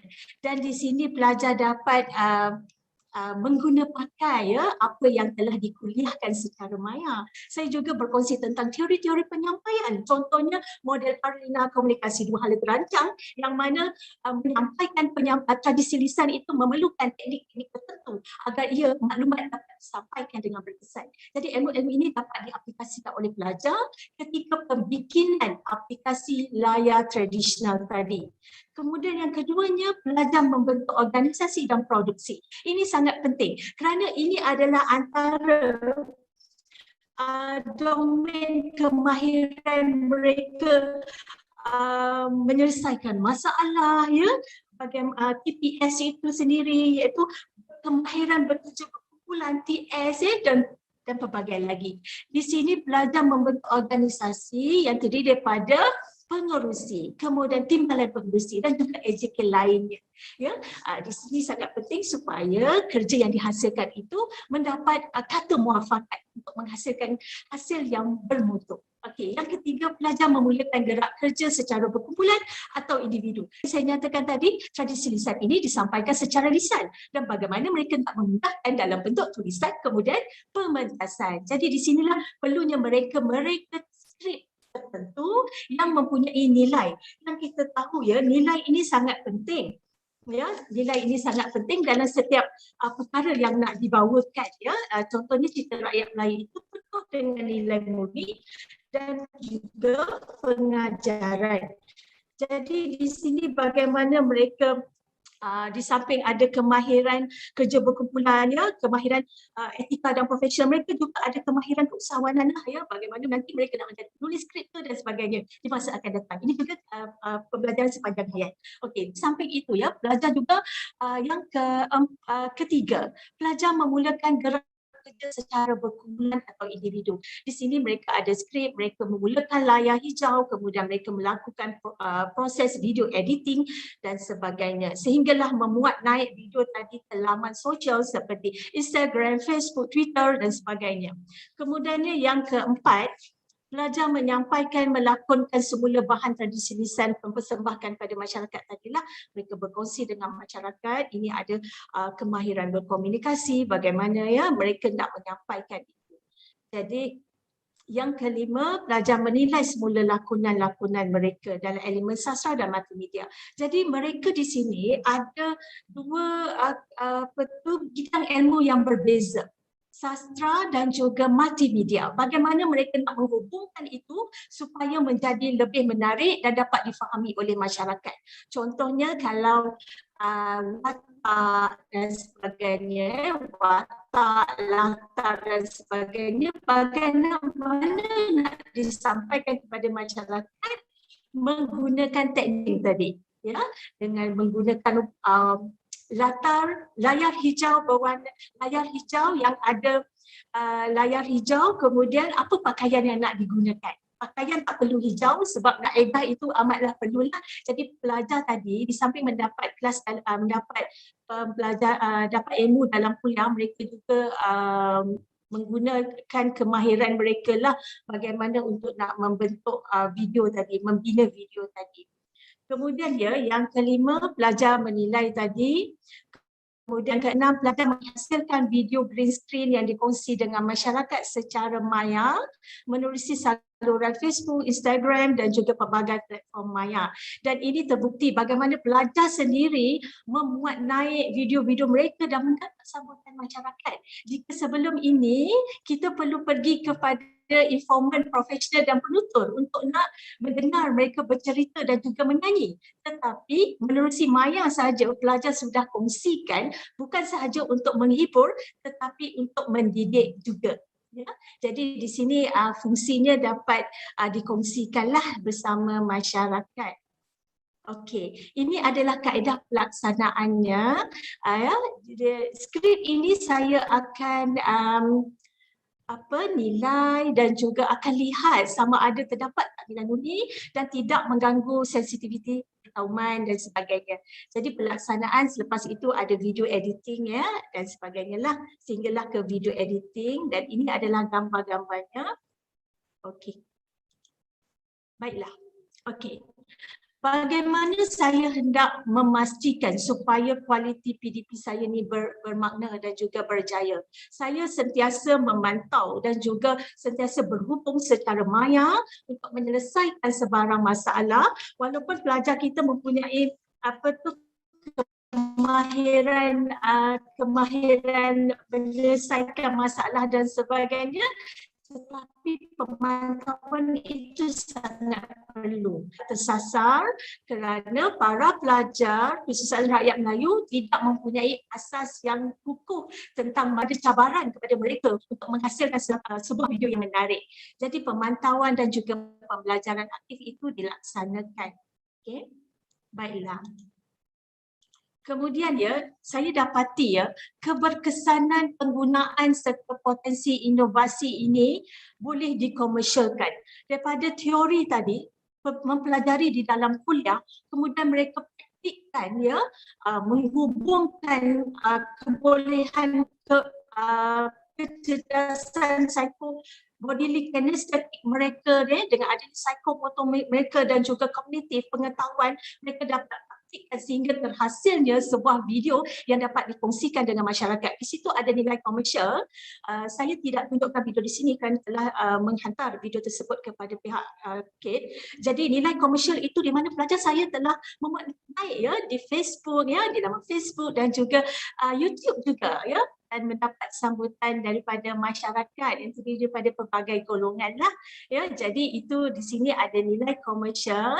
Kemudian ini antara gambar-gambar lah ya yang saya dokumentasikan ya daripada teori, kemudian praktikal, kemudian komersial. Jadi inilah saya rasa satu kejayaan pelajar-pelajar kesusastraan rakyat Melayu khususnya yang mana mereka tidak mempunyai kepakaran dalam multimedia dan teknologi tetapi mereka berani untuk menebak itu ya, untuk mencari ilmu dan juga menggunakan kemahiran sedia ada yang mereka ada. Jadi di situ, okey. Kemudian impaknya, tentulah impaknya di sini projek inovasi ini dapat memantapkan pemahaman mahasiswa lah berkaitan ilmu sastra rakyat dengan lebih mendalam dan ilmu lain selain daripada kesusastraan rakyat Melayu itu. Seperti multimedia tadi, teori dan praktikal diaplikasikan. Kemudian pelajar diberi peluang bekerja dengan pasukan secara berkumpulan. Di sini saya lihat pelajar dapat bekerjasama, dapat menyelesaikan masalah ya secara upah untuk menghasilkan kerja yang bermutu. Kemudian ya, secara holistiknya para pelajar mampu menguasai ketujuh kemahiran tadi ya yang mana digariskan oleh pihak universiti kita ya. Jadi seperti apa? Pelajar dapat kemahiran keusahawanan. Mereka dapat menggunakan ia apabila keluar daripada kampus dan sebagainya lah setelah tamat belajar dan sebagainya. Ini satu perkara yang menarik, dapat melatih mereka bagaimana untuk menghasilkan satu perkara yang dapat menjana ekonomi mereka. Kalau kita lihat mereka sudah ada pun kemahiran berkomunikasi. Contohnya setiausaha. Saya galakkan mereka berhubung dengan pihak luar untuk mencari dana untuk berhubung untuk merujuk kepada para juri dan sebagainya, sebab kita penilaian itu kita lantik juri daripada luar seperti daripada Jabatan Warisan Negara dan sebagainya, ya. Jadi bagaimana kemahiran berkomunikasi, kemudian pemikiran kritis dan kreatif, penyelesaian masalah itu, PPS, kemahiran kerja berkumpulan, tentulah sudah adanya organisasi tadi dan juga kumpulan, ya. Pembelajaran sepanjang hayat, ya, seperti video editing dan juga penulisan skrip itu mereka boleh laksanakan setelah mereka selesai belajar nanti. Etika dan profesional, juga kemahiran kepimpinan, ya. Dengan adanya organisasi itu mereka dapat mengendalikan satu kumpulan pelajar tadi untuk menghasilkan satu produk yang bermutu. Ya, jadi di sini saya lihat kepada masyarakat juga dapat dikongsikan tentang konsep dan juga konsep sasaran rakyat itu dan juga memugar sasaran rakyat Melayu itu juga kepada negara. Mereka kita dapat menjana idea-idea bahan pula, ya, menjaga kepentingan nilai sastra Melayu warisan negara. Para pelajar Melayu suka sasaran rakyat, kemahiran dan juga kecerdasan pelbagai yang ada dalam diri mereka yang wajar di kehadapankan, supaya dapat menyumbang kepada masyarakat dan negara khususnya. Okey, baiklah.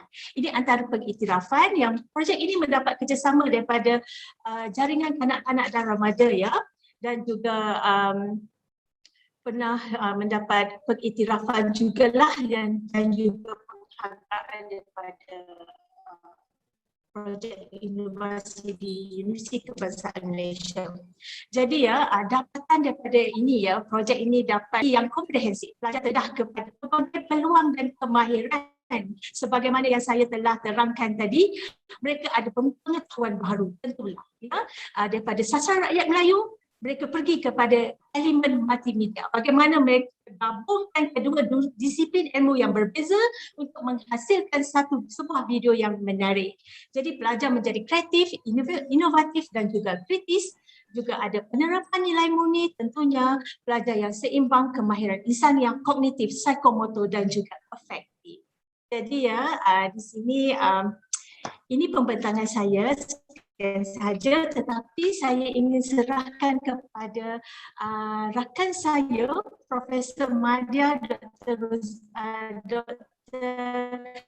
Norazlina binti Haji Muhammad Kiram yang tentunya mempunyai input yang menarik juga.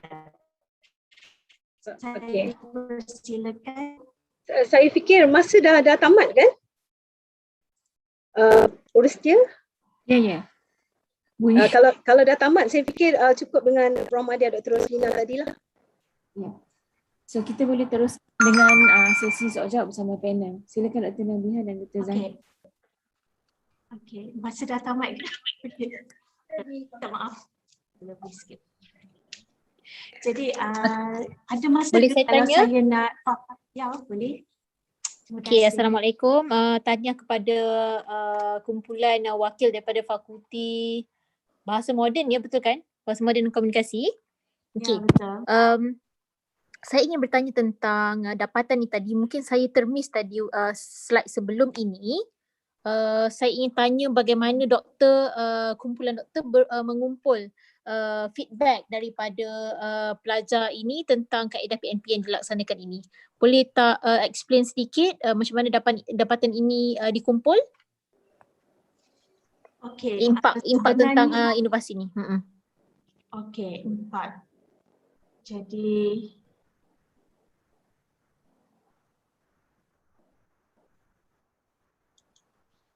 yang dapatan tu tadi tu macam mana dikumpul yang ini? Macam mana dikumpul? Okey, ya, sebenarnya dapatan itu, ya, saya dapati saya menemu ramah pelajar dan pelajar juga ada menyediakan video feedback kepada saya lah. Saya rasa saya telah kemukakan, ya, kepada pihak CADe, di mana pelajar telah memberikan saranan dan juga pengalaman mereka untuk melaksanakan projek ini. Jadi mereka telah menyatakan bahawa mereka mempunyai ilmu baru dan juga mereka mendapat pelbagai peluang dan juga kemahiran serta pengetahuan baru. Jadi mereka sangat suka ya dengan program ini dan kalau sebelum ini mereka hanya belajar menerusi fizikal sahaja dan mementaskan bahan tradisi lisan ke bentuk persembahan, tetapi pada kali ini mereka dapat berkongsi dengan masyarakat menerusi maya. Jadi ini feedback ini saya bawakan menerusi video lah. Saya ada rakaman video yang mana luahan pelajar itulah berpuas hati dan sebagainya. Saya fikir jika Profesor Madya Dr. Norazalina Muhammad Kiram jika ada mahu berkongsi. Okey, sedikit maklum balas saya. Saya bidang kebahasaan ya dan Dr. Roslina bidang kesusastraan. Jadi projek ini sememangnya dapat merentas bidang terutamanya dalam bidang kebahasaan untuk mengukur komunikasi CS ya, communication skill ya kepada para pelajar. Jadi saya secara ringkaslah saya katakan kalau sebelum ini dalam untuk tugasan saya yang melibatkan persembahan, saya mengimplementasikan 4 langkah saja ya, tetapi berdasarkan kepada projek adaptasi ini yang berdasarkan 6 prinsip, saya menambah 2 lagi prinsip iaitu penggunaan green screen tadi ataupun layar hijau, proses editing dan seterusnya pelajar memuat naik video ya. Ternyata ada perubahan yang sangat baguslah dalam kalangan pelajar dan mereka membuat penilaian itu dalam borang penilaian pensyarah ya. Jadi secara keseluruhannya saya berpandangan bahawa projek ini dapat merentas bidang terutamanya untuk meningkatkan keterampilan berbahasa pelajar. Kalau dalam bidang yang bukan bahasa pun sama juga sebab kalau misalnya bidang kejuruteraan, bidang perubatan dan sebagainya sama sebab ia melibatkan kemahiran bertutur ya. Jadi secara dasarnya pelajar mengatakan bahawa mereka dapat meningkatkan pencapaian komunikasi mereka dan secara tidak langsung meningkatkan keyakinan diri dan ini ada dalam penilaian pengajar. Terima kasih.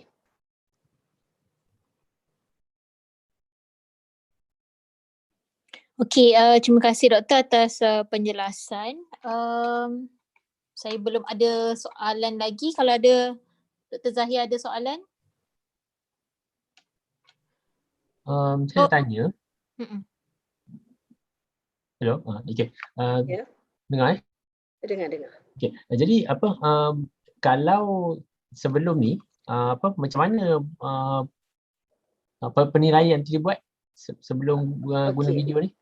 Okey, Prof ya, misalnya kalau dalam keadaan tradisional, saya 6 prinsip tadi ya kalau kita tengok, okey, satu teori memang teori tu saya buat. Okey, yang kedua tu pelajar mengorganisasi kumpulan itu pun dibuat.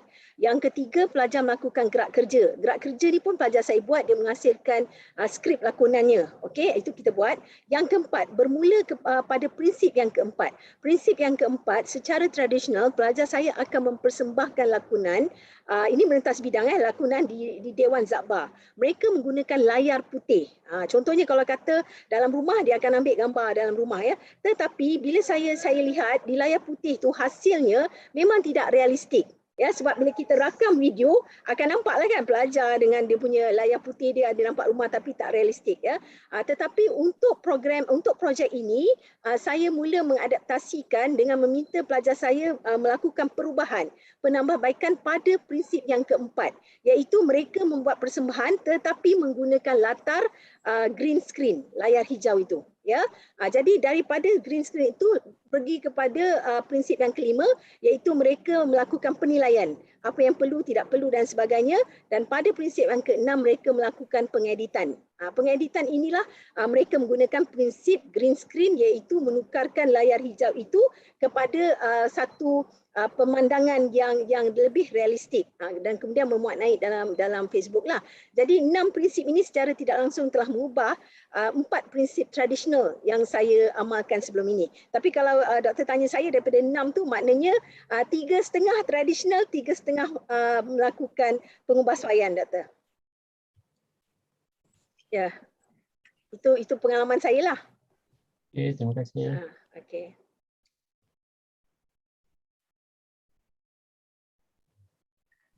Okay, ada soalan lagi? Saya ada satu lagi yang terakhir. Boleh tak saya tahu program macam ni kan pernah tak dilihat ataupun ada tak pernah tak tim came across similar program yang you all buat ni bersama dengan pelajar ni dengan kat mana, mungkin dekat UA lain ke yang mungkin you all buat penambahbaikan ataupun macam mana? I mean how did you came to know about this project? Adakah ada similar project yang you all tambah baik ataupun macam mana? Boleh tak terangkan? Mungkin Dr. Roslina boleh. Okay, terima kasih ya.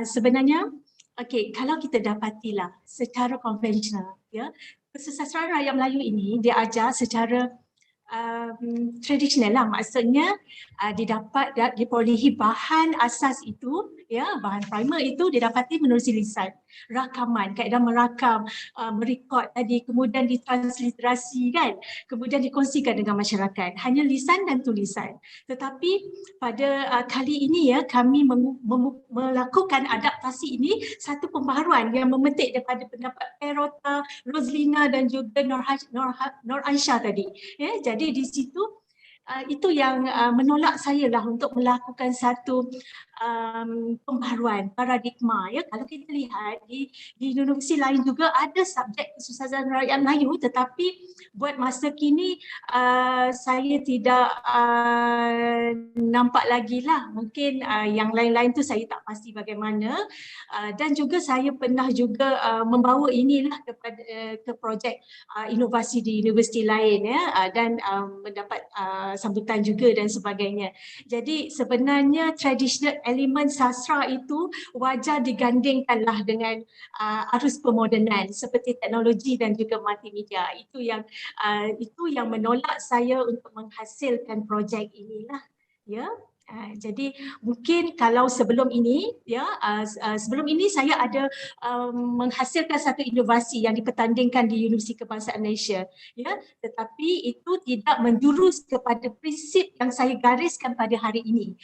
Jadi prinsip ini menjadi bekalan kepada kami mungkin pada masa akan datang dan juga disebar luaskan kepada disiplin ilmu yang lainnya. Jadi itulah yang menyuntik betul minat saya untuk nak meneroka elemen sastra dan juga multimedia untuk digabung jalinkan supaya sesuai dengan arus pemodenan kini. Itu saja. Okay, terima kasih Doktor. Saya so far tak ada soalan lagi, tapi saya ucapkan tanyalah ke atas inovasi ni mungkin bagi domain subjek yang berlainan dia nampak macam tak ada kurang novelty, tetapi saya rasa bagi bidang bahasa moden dan komunikasi itself dia ada sedikit nilai dari situ. Dia tentang integrasi multimedia lah dalam subjek ini. Jadi saya ucapkan tahniah semua kepada semua tim dan terima kasih. Saya tak ada soalan lagi. Sekretariat. Baik, terima kasih juga Dr. Roslina dan juga Dr. Nazrina daripada Fakulti Bahasa Moden dan Komunikasi atas pembentangan tadi. Okay, seterusnya kita akan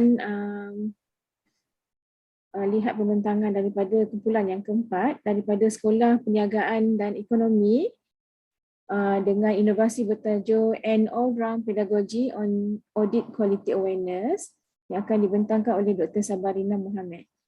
Jadi saya jemput Dr. Sabarina untuk bersedia dulu. Silakan Dr. Sabarina.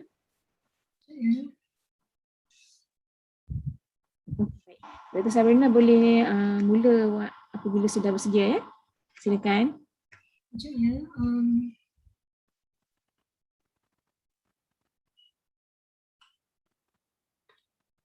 Boleh nampak ke skrin saya? Boleh Doktor? Okay. Bismillahirrahmanirrahim. Assalamualaikum and a very good morning to our honored judges, to our respective colleagues and also our audience. My name is Sabarina binti Muhammad Shah and together with me is Dr. Asna Arka Abdullah, and we are presenting our teaching and learning innovation in audit 2 course and all-round pedagogy on audit quality awareness. The program educational objectives is to bring forth accountants who are ethical and professional in making decisions.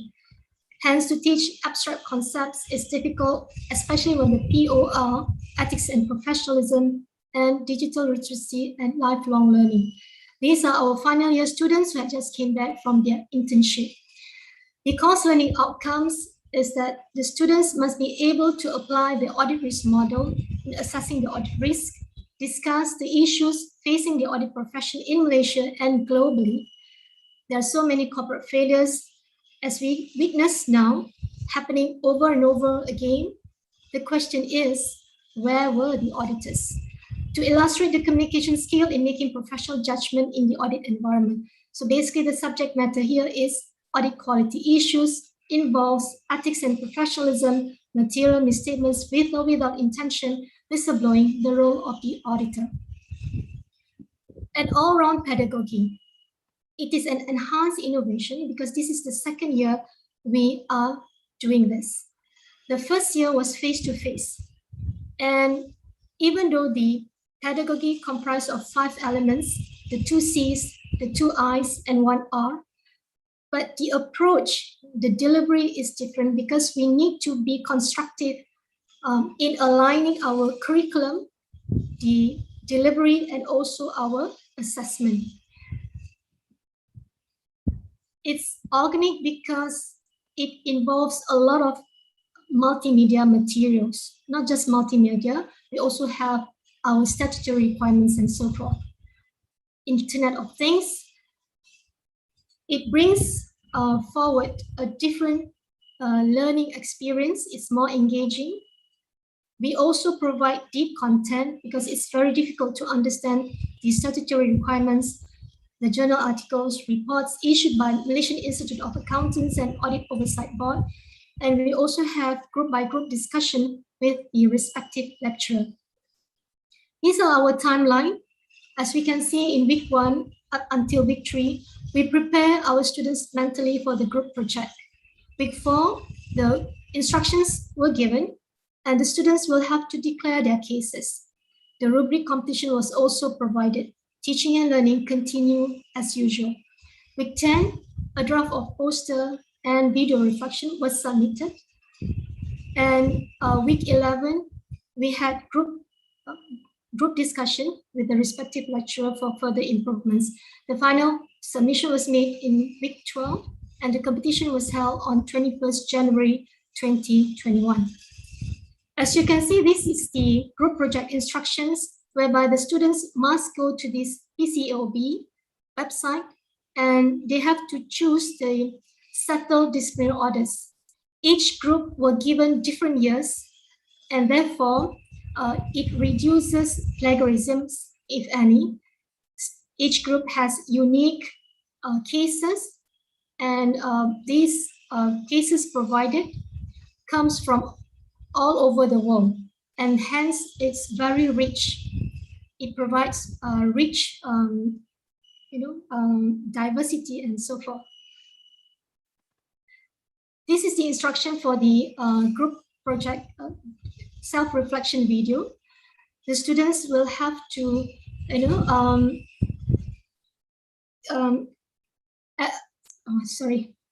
articulate their views and also provide their understanding, relate their ethics in terms of family upbringings and so forth. This is the rubric provided.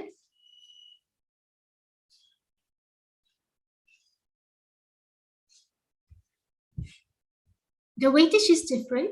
Yeah, it's more on language proficiency, presentation of ideas, the ability to convey their posters presentation confidently.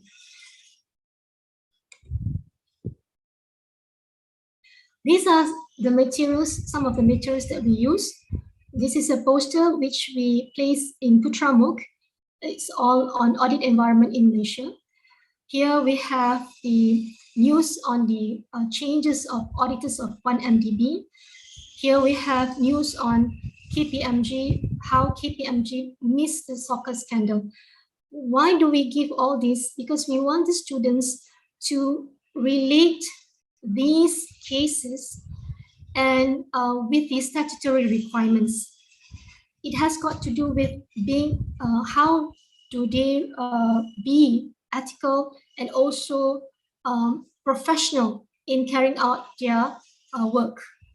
And we want the students to resonate, because here is soccer, it's something familiar to them. We want them to understand what is happening around them and be able to integrate. Here we have the video sharing session by these two young people. One is Erica Cheung and another one is Tyler Schultz. How these young people were able to withhold their beliefs. This is our local drama. It's on the funny side of the story. It's about Razif, a family man, had to bring his family to the kampung. Even though he's under the whistleblowing protection program, he also contributes to society. Here we have the environment impact. This is a real case of British Petroleum Oil. So the students can see the implications.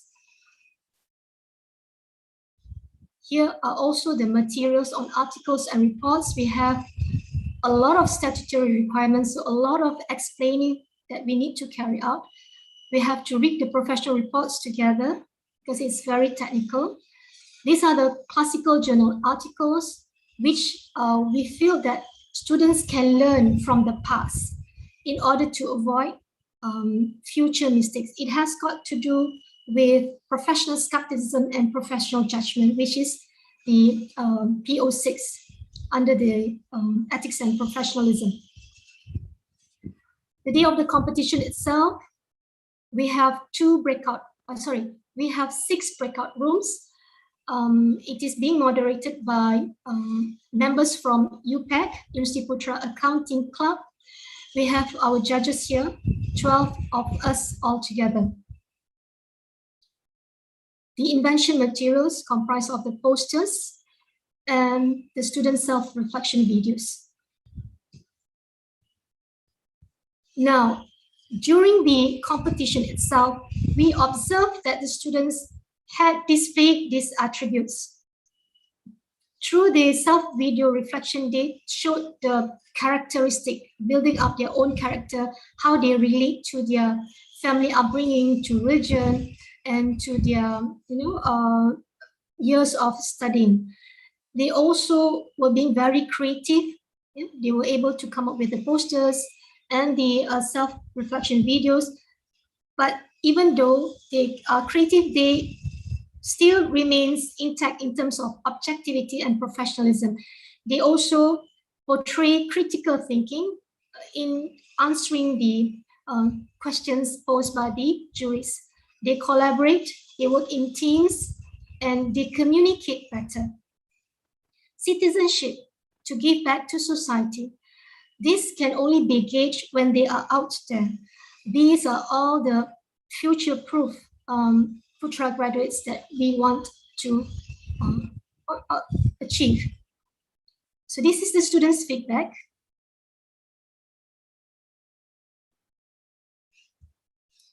As we can see, we have 3 pre, during, and post. This activity increases my understanding on audit quality issues. So it appears to be the students rate from 8 to 10, 100%. This is very overwhelming for us. And then here we have this activity is effective in achieving the course learning outcome, effective communication. It's about 97%. This activity helps to foster the spirit of teamwork and ability to work in groups.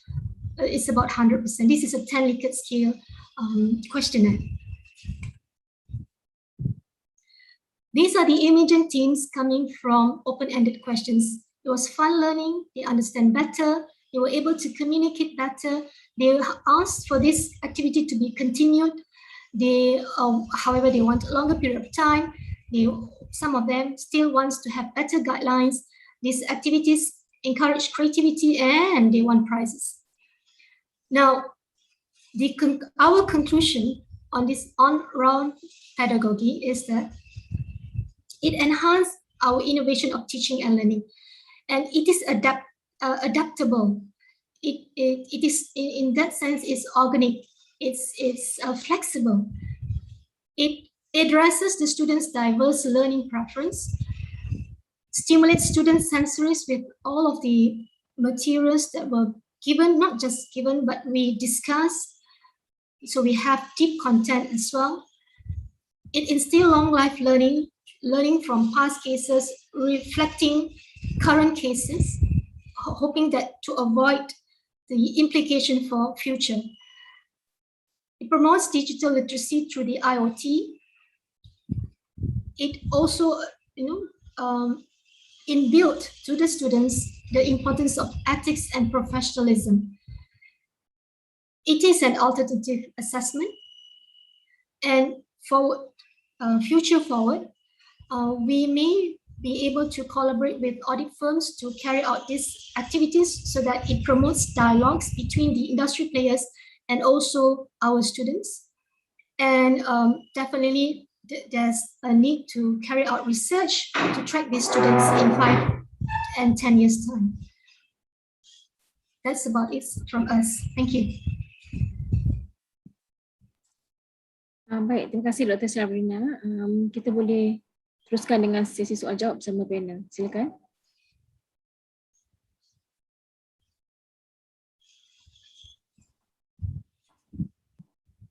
Silakan Dr. Nobiha, Dr. Zaki dan juga Dr. Ena. Assalamualaikum. Terima kasih. Thank you very much to team Dr. Sabrina for the presentation. Saya sedikit, I just would like to ask for clarification a little bit on what it means by all-round pedagogy, because I was looking for all-round pedagogy lah tadi sebenarnya. So macam tak nampak lagi tadi. What do you actually mean by all-round pedagogy sebenarnya? Can you please elaborate on that? Alright, all-round pedagogy meaning to say that it comprises of 5 elements: constructive alignment, collaboration, and we have the inquiry base. It has got to do with finding the root cause. So when we give them the PCO-based cases, it's a real case, and students will have to come up with, analyze the root cause problem. So, but this pedagogy is on the teachers. Based on the constructive alignment, we have to, in a way, redefine, reconstruct what are our delivery, what are our materials, our delivery methods, and our assessment. And then collaboration, because we actually collaborate with our faculty members, our lecturers, the 12 of us. So each of us have different expertise. And when it comes to inquiry based, we look at what are the from the instructions, we actually ask the students to find the root cause to problems, and then we were also able to it also integrate. It is not just using textbook. We use current materials. I think that is very important, because students need to know that what they are studying is not something of the past. It's actually current, and it's something that we need to avoid in future. So these are coming from our part as teachers. And then we also can actually reflect through the questionnaire surveys that we ask our students, through the students' feedback. So we were able to reflect, and hopefully we'll be able to improve our teaching and learning methods. It is very adaptable, it's flexible, it's organic because of these. I hope I'm answering your question. Thank you. I just would like to know the elements of the all-around pedagogy that you were talking about. So thank you for the clarification. I think you have that in your second slide, I think, but I'm not quite sure about the definition, so I would like to clarify. No question from me for now. Because I think you capture very well about how did you collect your information of the impact. Only that for the impact just now, you collect your question.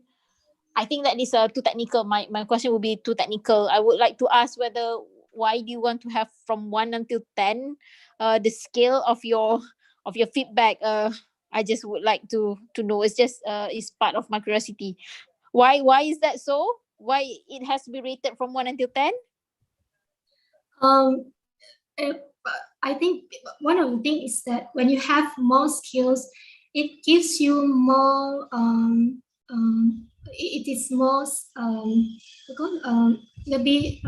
details. It gives you more details rather than 5-legged scale, because we didn't want the students to just mark satisfied. We want them to, it's something that I pick up from the medical perspective. When you go to the hospital, they ask you, how do you rate your pain? 1 to 10? It is more accurate. It's to me, it's more accurate. Yeah. More detailed. Okay, thank you very much, Doctor.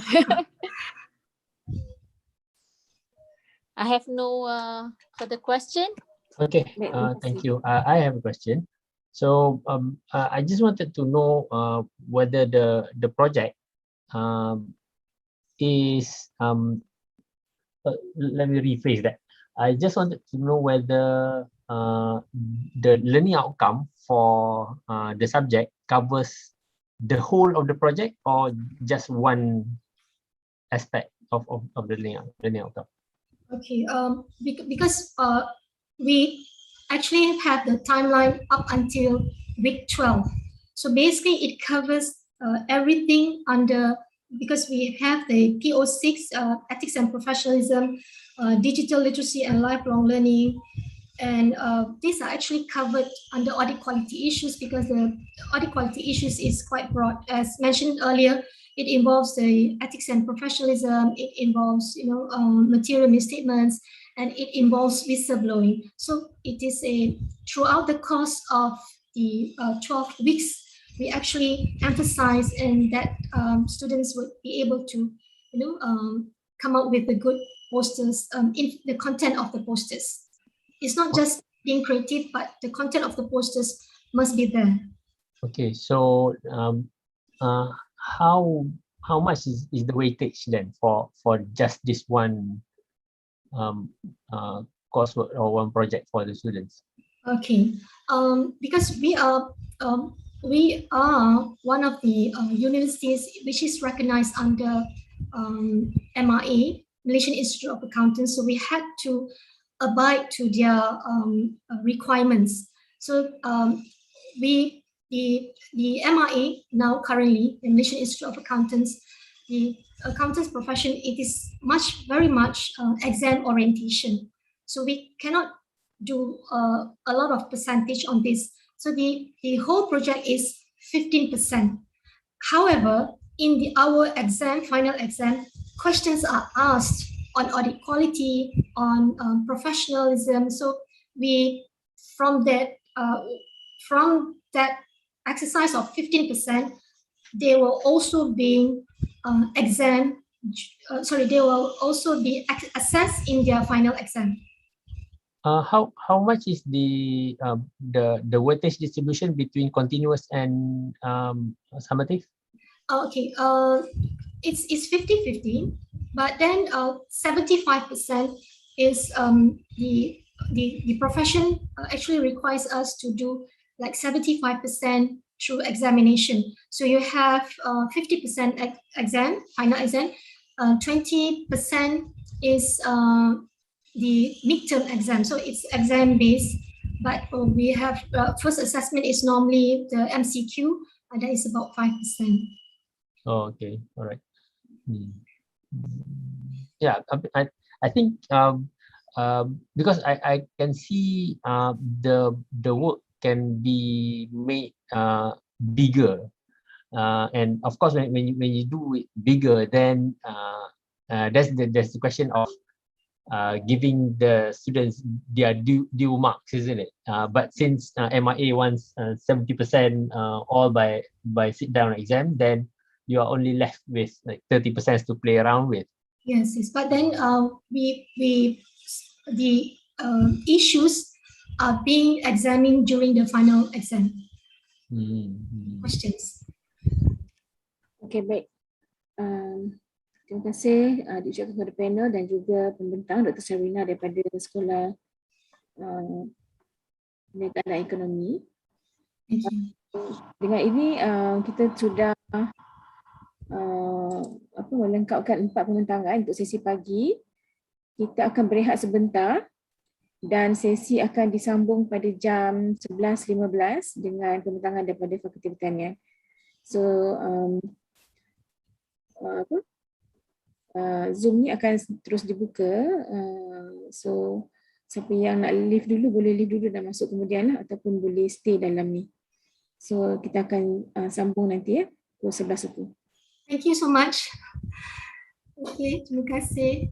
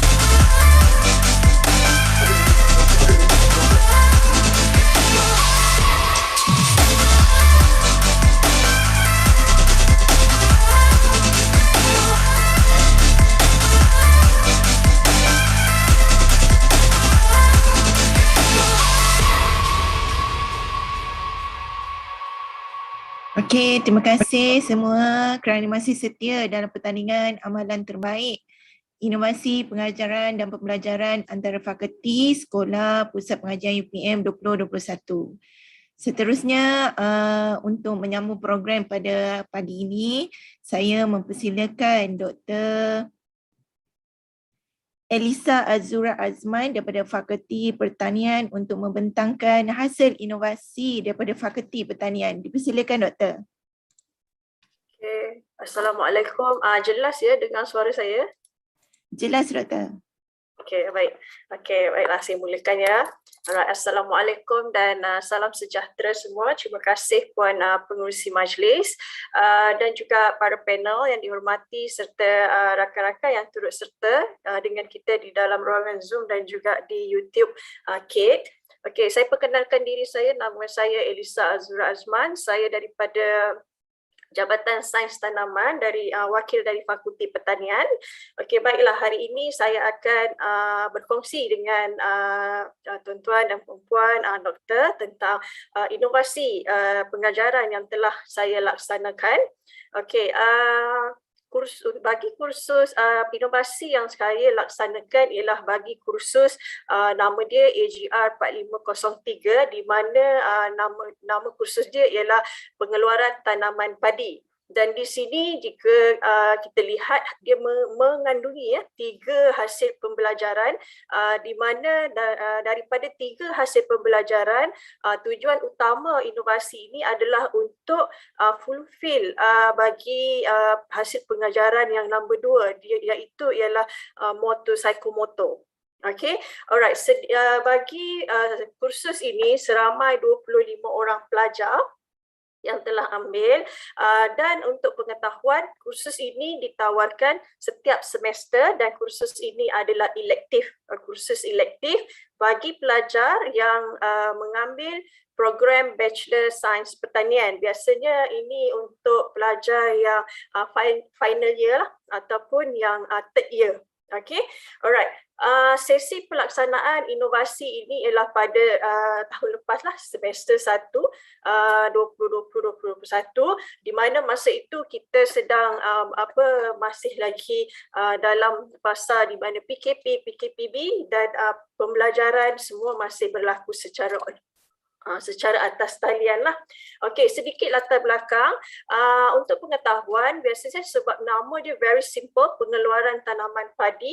Jika kita lihat di situ, seharusnya pelajar itu sendiri harus ada perlu ada experience lah untuk mereka menanam, di mana biasanya jika dalam konvensional cara yang konvensional, pelajar akan tanam di di ladang kita lah, di ladang 10 kita ada sawah padi di mana mereka boleh tanam sendiri di situ. Tetapi memandangkan bila semuanya berada di kediaman masing-masing, jadi bagi untuk mencapai psikomotor PO2, jadi saya telah fikirkan di mana saya telah innovatekan di mana untuk pelajar menanam sendiri di rumah. Selalu kita dengar padi ini sinonim dia sawah. Tetapi kita sekarang ni kita buat padi ini kita tanam dalam polybag yang dia tak bertakung airnya. Alright? Okey.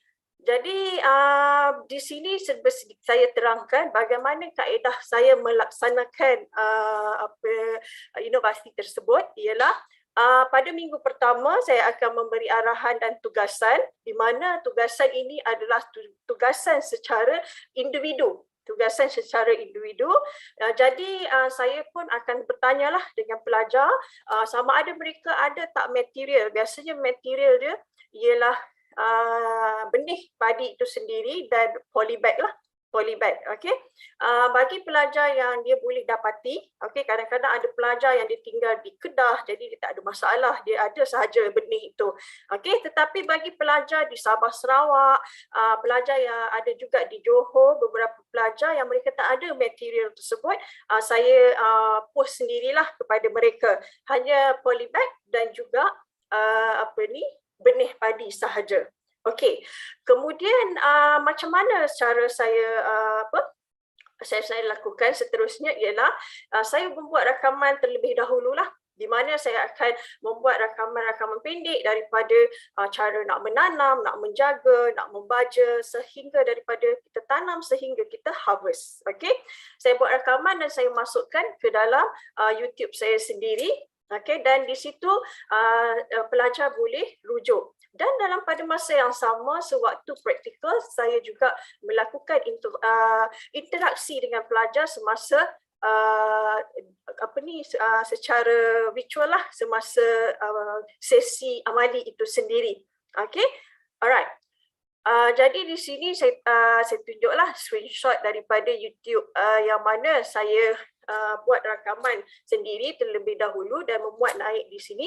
Okey, bila kata kita tanam padi, bila masa saya memberi tugasan kepada pelajar untuk menanam sendiri di rumah, okey, lagi satu faktor kita perlu lihat dan kita perlu titik beratkan ialah keadaan di rumah itu, di mana kalau kita kata tanam ini semestinya kita akan menggunakan baja dan racun. Okey, tetapi sebagai tambahan, apa yang saya buat recording itu ialah saya mengajar mereka, berkongsi dengan mereka bagaimana untuk kita hasilkan padi tanpa menggunakan racun kimia dan baja kimia. Jadi di situ saya ajar juga, ada juga recording berkenaan bagaimana untuk buat baja organik dan juga penghalau serangga secara mesra alam. Okey, kerana kita tak mahu di rumah itu terdedah dengan bahan-bahan kimia yang berbahaya. Okey, untuk pengetahuan, pelajar hanya diberi arahan, saya hanya galakkan mereka untuk tanam hanya 2 polybag sahaja. Ini mengambil kiralah mereka, situasi mereka di rumah barangkali dengan ruangnya kita kurang pasti cukup ke sempit ke, okey. Jadi saya kata minimum hanya 2 sahaja. Dan apa yang amazingnya, kejap lagi saya akan tunjuk. Okey, bagaimana saya membuat pemantauan atau saya track lah sama ada mereka mengalami apa-apa isu atau permasalahan semasa mereka mula untuk menanam. Jadi pada minggu keempat saya akan minta kepada mereka laporan fasa pertama. Okey, di mana untuk laporan ini saya nak tengoklah mereka sendiri dengan gambarnya, dengan bagaimana mereka buat okey, tentang 5 perkara inilah. Okey, bagaimana mereka dah buat baja organiknya, macam mana mereka dah buat penghalau serangganya, macam mana mereka dah buat semaian benih padi, dan juga adakah mereka telah sediakan tanah di dalam bekas untuk menanam padi itu sendiri. Dan mereka juga diberi pilihan untuk decide menentukan rawatan mereka. Contohnya mereka hanya, sebab itu saya galakkan hanya 2, di mana contohnya rawatannya, satu mereka nak letak baja 50%, satu mereka nak letak baja 100%. Okey, itu hanya sebab dia lebih kepada psikomotor untuk mereka observe sendiri kitaran hidup padi itu. Okey, jadi cara penghantarannya juga ialah cara penghantaran untuk laporan fasa pertama kita menggunakan Putra Blast. Okey, Putra Blast. Jadi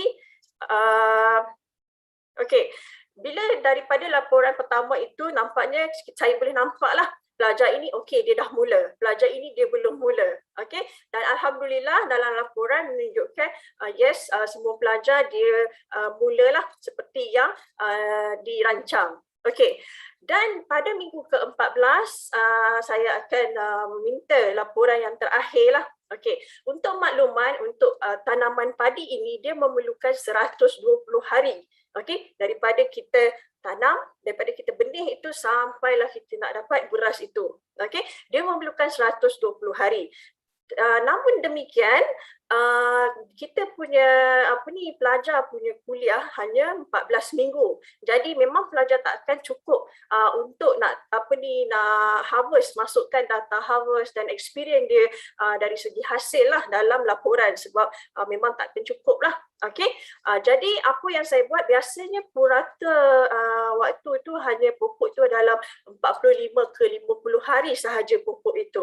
Okey, jadi apa yang saya buat bila saya meminta mereka untuk menghantar laporan melalui Google Form ini dan mereka pun hantar, Jadi antara informasi tambahan lah selain daripada laporan akhir itu, saya memintalah untuk melihat bagaimana keadaan pokok mereka masa mereka menghantar. Okey, jadi sebab itu saya tahu roughly pokok padi mereka 45 ke 50 hari. Okey, dia memerlukan lebih kurang dalam sebulan lagi baru dia nak harvest. Alright.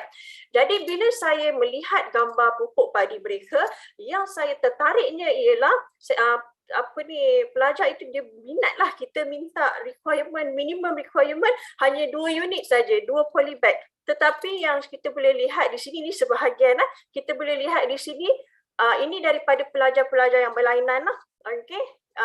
Yang ada yang buat lebih dari 2 polybag, okay? Alright. Dan juga selain daripada itu, saya juga bertanyakan pada mereka tentang apakah cabaran yang mereka hadapi sepanjang mereka melaksanakan projek ini, dan juga apakah cadangan mereka atau komen-komen mereka, dan saya akan kongsikan juga dengan hadirin sekalian antara halangannya ke rata-rata tentang sebab ini adalah pertama kali mereka menanam padi di rumah.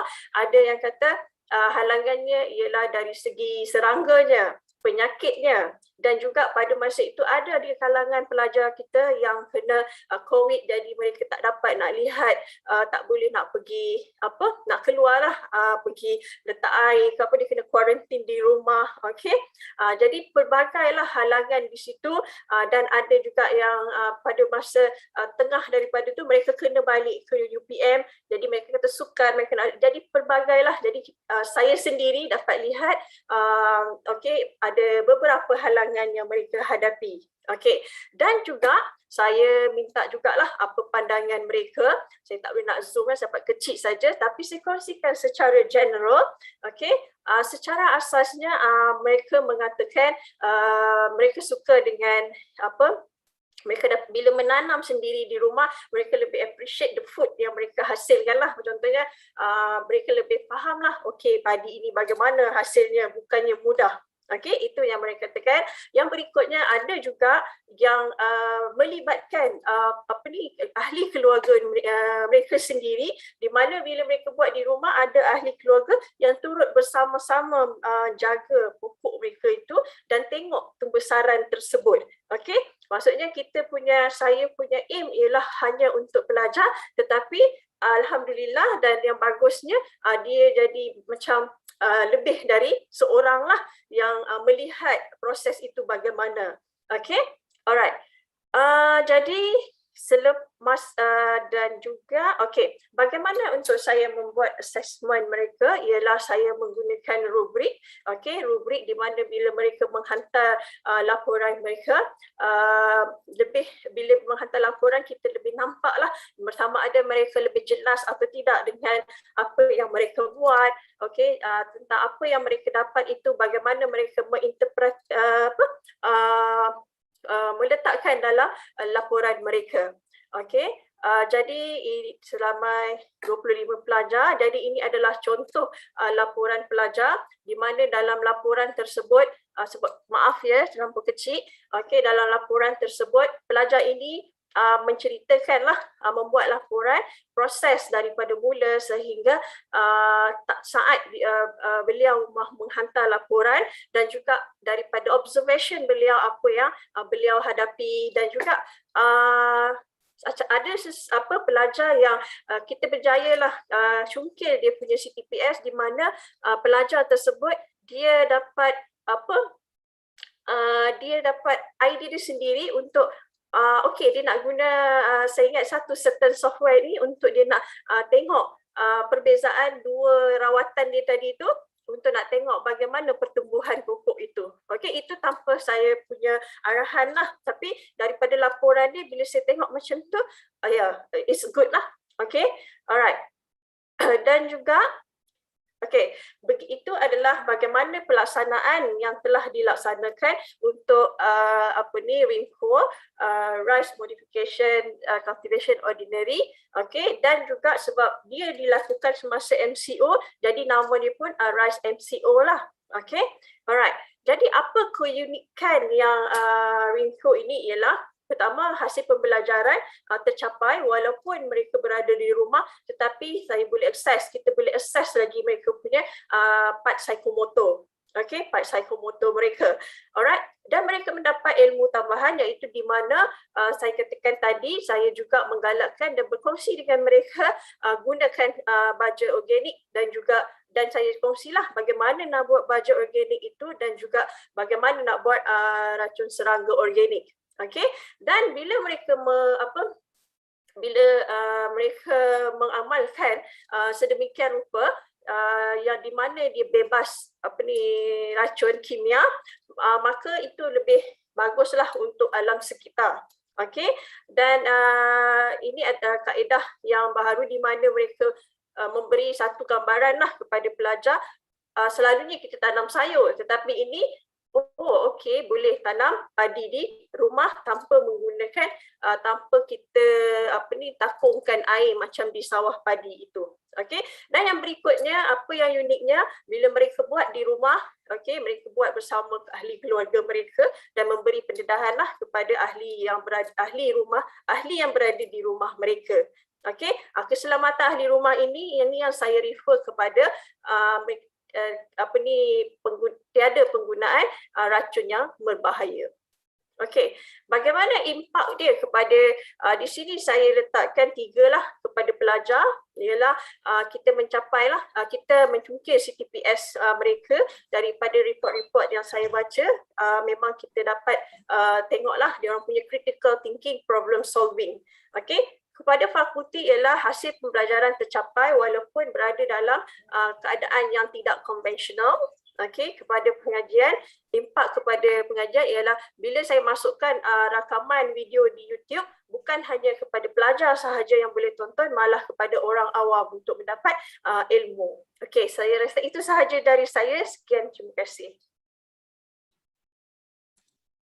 Terima kasih Dr. Elisa Azura daripada Fakulti Pertanian. Saya persilakan panel untuk sesi soal jawab. Okey, kalau saya boleh start dulu. Tahniah Dr. Elisa. Saya dah subscribe channel YouTube tu. Okey, jadi sebenarnya saya tertarik dengan apa yang boleh dibawa ke hadapan. Maknanya daripada yang saya faham daripada konvensional tanam di sawah di UPM kan, kemudian kemudian dibawa ke rumah dan masa MCO. Jadi moving forward, so what would you keep from this program or this project when we go back to full face to face? Okey, alright, saya cuba fahamkanlah soalan dan saya cuba menjawab soalan tersebut. Okey, maksudnya apa yang ke depan yang ke depan dengan program ini, apa yang ke depan lah saya boleh bawa. Okey, bila kita kata apa yang ke depan boleh bawa, dia boleh dari pelbagai aspek lah. Pertama dari segi research itu pun ada. Okey, dari segi research itu sebab kita biasa daripada sawah, sekarang kita nak bawa kepada bukan sawah lah, senang cerita. Okey, bila bukan sawah ini dia ada pula inovasi dia tersendiri, bagaimana bagaimana baja air dia semua akan berlainan. Okey, dia punya fisiologi dia pun sedikit berlainan juga. Alright, dari segi research lah. Dari segi kedua ialah awareness kepada masyarakat. Okey, kepada masyarakat. Sekarang ini kita faham bila dengannya sebab kena sangatlah dengan tema kita punya bulan pendidik ini, COVID-19 from disruption to innovation. Okey, sekarang daripada dah start daripada COVID ni ramai dah bercucuk tanam. Okey, why not instead of sayur-sayuran, kenapa tidak kita perkenalkanlah kita punya makanan ruji kita hari-hari. Okey, supaya masyarakat pun tahu kan. Okey, dari segi pengajaran, okey, sebab ini lebih kepada pengajaran, sebab saya nak pelajar-pelajar saya dia ada think out of the box. Okey, bahawa padi ini bukan hanya ditanam di sawah, tetapi saya memberi satu interest kepada dia supaya and the rest dia boleh explore. Maksudnya dia boleh faham, okey, Fahdi tak suka di sawah. Kalau di dalam polybag atau bekas, macam mana nanti bila dia kerja? Okey, kita boleh buat ini secara mungkin bertingkat ke, bertingkat ke atau bagaimana. Itu saya punya yang saya nampak lah way forward lah dari aspek yang berbeza. Okey. Saya harap saya menjawab. Menjawab. Betul lah sebab saya nampak yang maknanya doktor ada nampak macam mana dari segi implementasi kan akan datang. Cuma itulah mungkin saya tak berapa tangkap sangat ialah daripada projek yang ini kan dia punya implementasi akan datang kepada pelajar tu macam mana?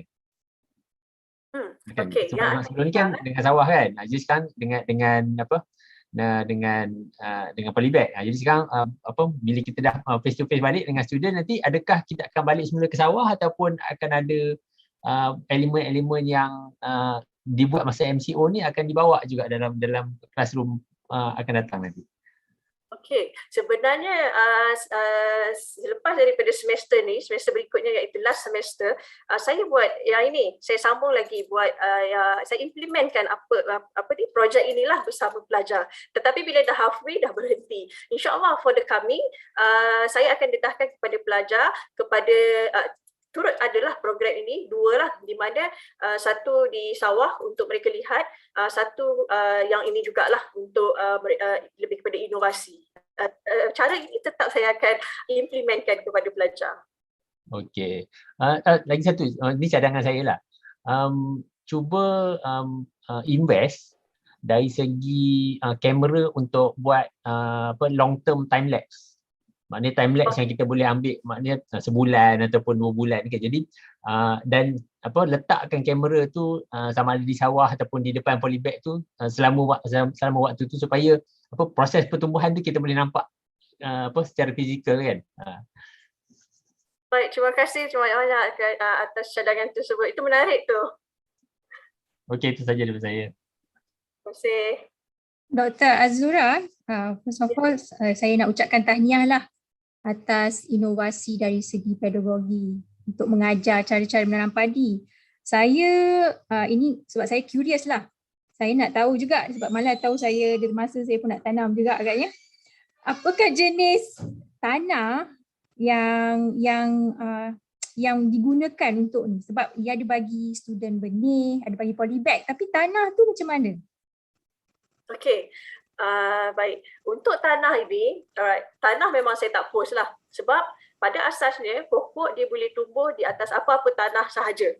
Okey, maksudnya tanah di depan rumah itu pun boleh juga. Dan juga bila kita tanam di ini sedikit dia punya ni lah, jika doktor nak tanam di rumah lagi pun boleh sebab di sawah tak apa, itu tanah dia lebih kepada tanah liat. Okey, bila kita nak tanam dalam polybag, kita tak galakkan guna tanah liat tu sebab bila dalam polybag dia lebih kering, nanti lama-lama dia akan keras. Okey, bila dalam polybag ini sebab kita tak nak takungkan dia, kita tanam saja dalam tanah yang kita tanam sayur atau tanah kita yang kita buat kebun dekat rumah itu pun dah memadai. Okey. Lagi satu, masa you kata you berinteraksi secara virtual dengan student, you pakai tool apa dalam interaksi tu? Okey, yang itu saya pakai Google Meet lah.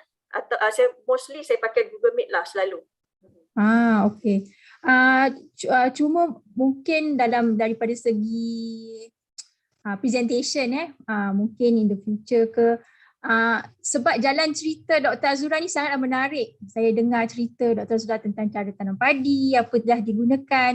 Tapi daripada segi visual, saya cuma harap saya dapatlah juga tengok video student tu, dia punya proses dia daripada awal sampai akhir kalau boleh. Kalau dapat tunjuk tu saya rasa lebih elok lah. Ataupun tunjuk QR code, jadi masa tunjuk YouTube tu saya sempat juga nak imbas. Tadi saya not very quick to do that. Saya kalau boleh saya nak jugalah tahu. Nak juga masuk dalam YouTube channel tu. Jadi itu je lah saya punya ni daripada segi persembahan. Mungkin gunakan lebih grafik yang menarik, macam infografik ke ataupun lebih video. Itu saja. Terima kasih. Terima kasih banyak doktor atas cadangan. Okay, Assalamualaikum. Saya ada satu soalan kepada tim Dr. Elisa. Tadi kita katakan bahawa doktor katakan video yang doktor bagi, doktor rakam video tu kepada pelajar. Adakah video itu cara kaedah pengajarannya adalah jenis lecture ke ataupun ada kaedah pengajaran yang tertentu yang berbeza dengan contohlah saya mengajar programming, saya pun buat video juga. Jadi how is it different? Adakah video doktor tu berbeza dengan video saya, contohnya saya punya doktor punya video cara pengajarannya berbeza. Soalan saya adalah apa kaedah pengajaran doktor semasa membuat video itu? Adakah lecture saja ke ataupun apa? Boleh maklumkan? Baik, terima kasih. Bagi soalan tersebut, okey, saya buat video tu, saya buat short video lah, dan saya terus demo. Contoh dia, saya tunjuk, okey, bagaimana nak semai benih. Okey, saya tunjuklah, saya semai sendiri, saya pun ambil lah, pakailah kamera phone saya kata, okey, semai, lepas benih tu dah keluar akar putih, okey, saya tunjuk ini akar putih, kita dah boleh semai. And then contohnya macam saya tunjuk buat baju organik, saya demo sendiri, okey, macam mana nak buat baju organik itu, okey, dengan bahannya, dengan bekasnya, macam mana nak guna, saya demo yang macam tu lah. Itu kaedah tools yang saya gunakan lah dalam video tu. Jadi dia adalah kaedah demonstrasi lah, kaedah pengajaran tu adalah jenis demonstrasi lah. Ya, betul, demo kira lebih kepada di field lah kalau doktor tengok. Okey, kalau macam jadi dalam video itu dia adalah one way video, maksudnya tak ada interaksi dengan pelajar, maksudnya dalam video itu contohlah kadang-kadang ada orang dia buat video, lepas tu macam ada certain shot tu dia keluarkan pop-up, soalan pop-up ke apa ke, jadi doktor punya video adalah entirely demonstration video ke macam mana? Demonstration video sahaja. Okey, alright. Terima kasih. Sama. Okey, terima kasih semua panel dan Dr. Elisa Azura.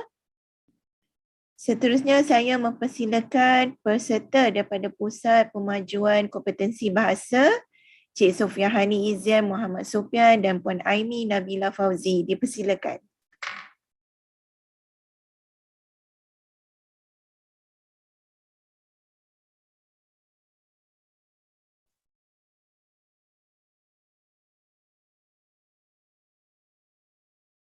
Bismillahirrahmanirrahim. Assalamualaikum warahmatullahi wabarakatuh dan selamat pagi. Sebelum saya membuka pembentangan kami pada pagi ini, izinkan saya bertanya satu soalan kepada para hadirin yang berada dalam Zoom meeting pada hari ini. Pernahkah anda mengalami kesukaran semasa mempelajari bahasa asing? Jika ya, apakah kesukaran yang anda hadapi semasa mempelajari bahasa tersebut? Saya, Nur Aini Nabila binti Fauzi, dan saya, Sofia Hani Izzian binti Muhammad Sofian, akan membentangkan tajuk pembentangan penggunaan suku kata berwarna dalam pengajaran kemahiran sebutan bahasa Melayu pelajar antarabangsa di Universiti Putra Malaysia. Jom kita mulai.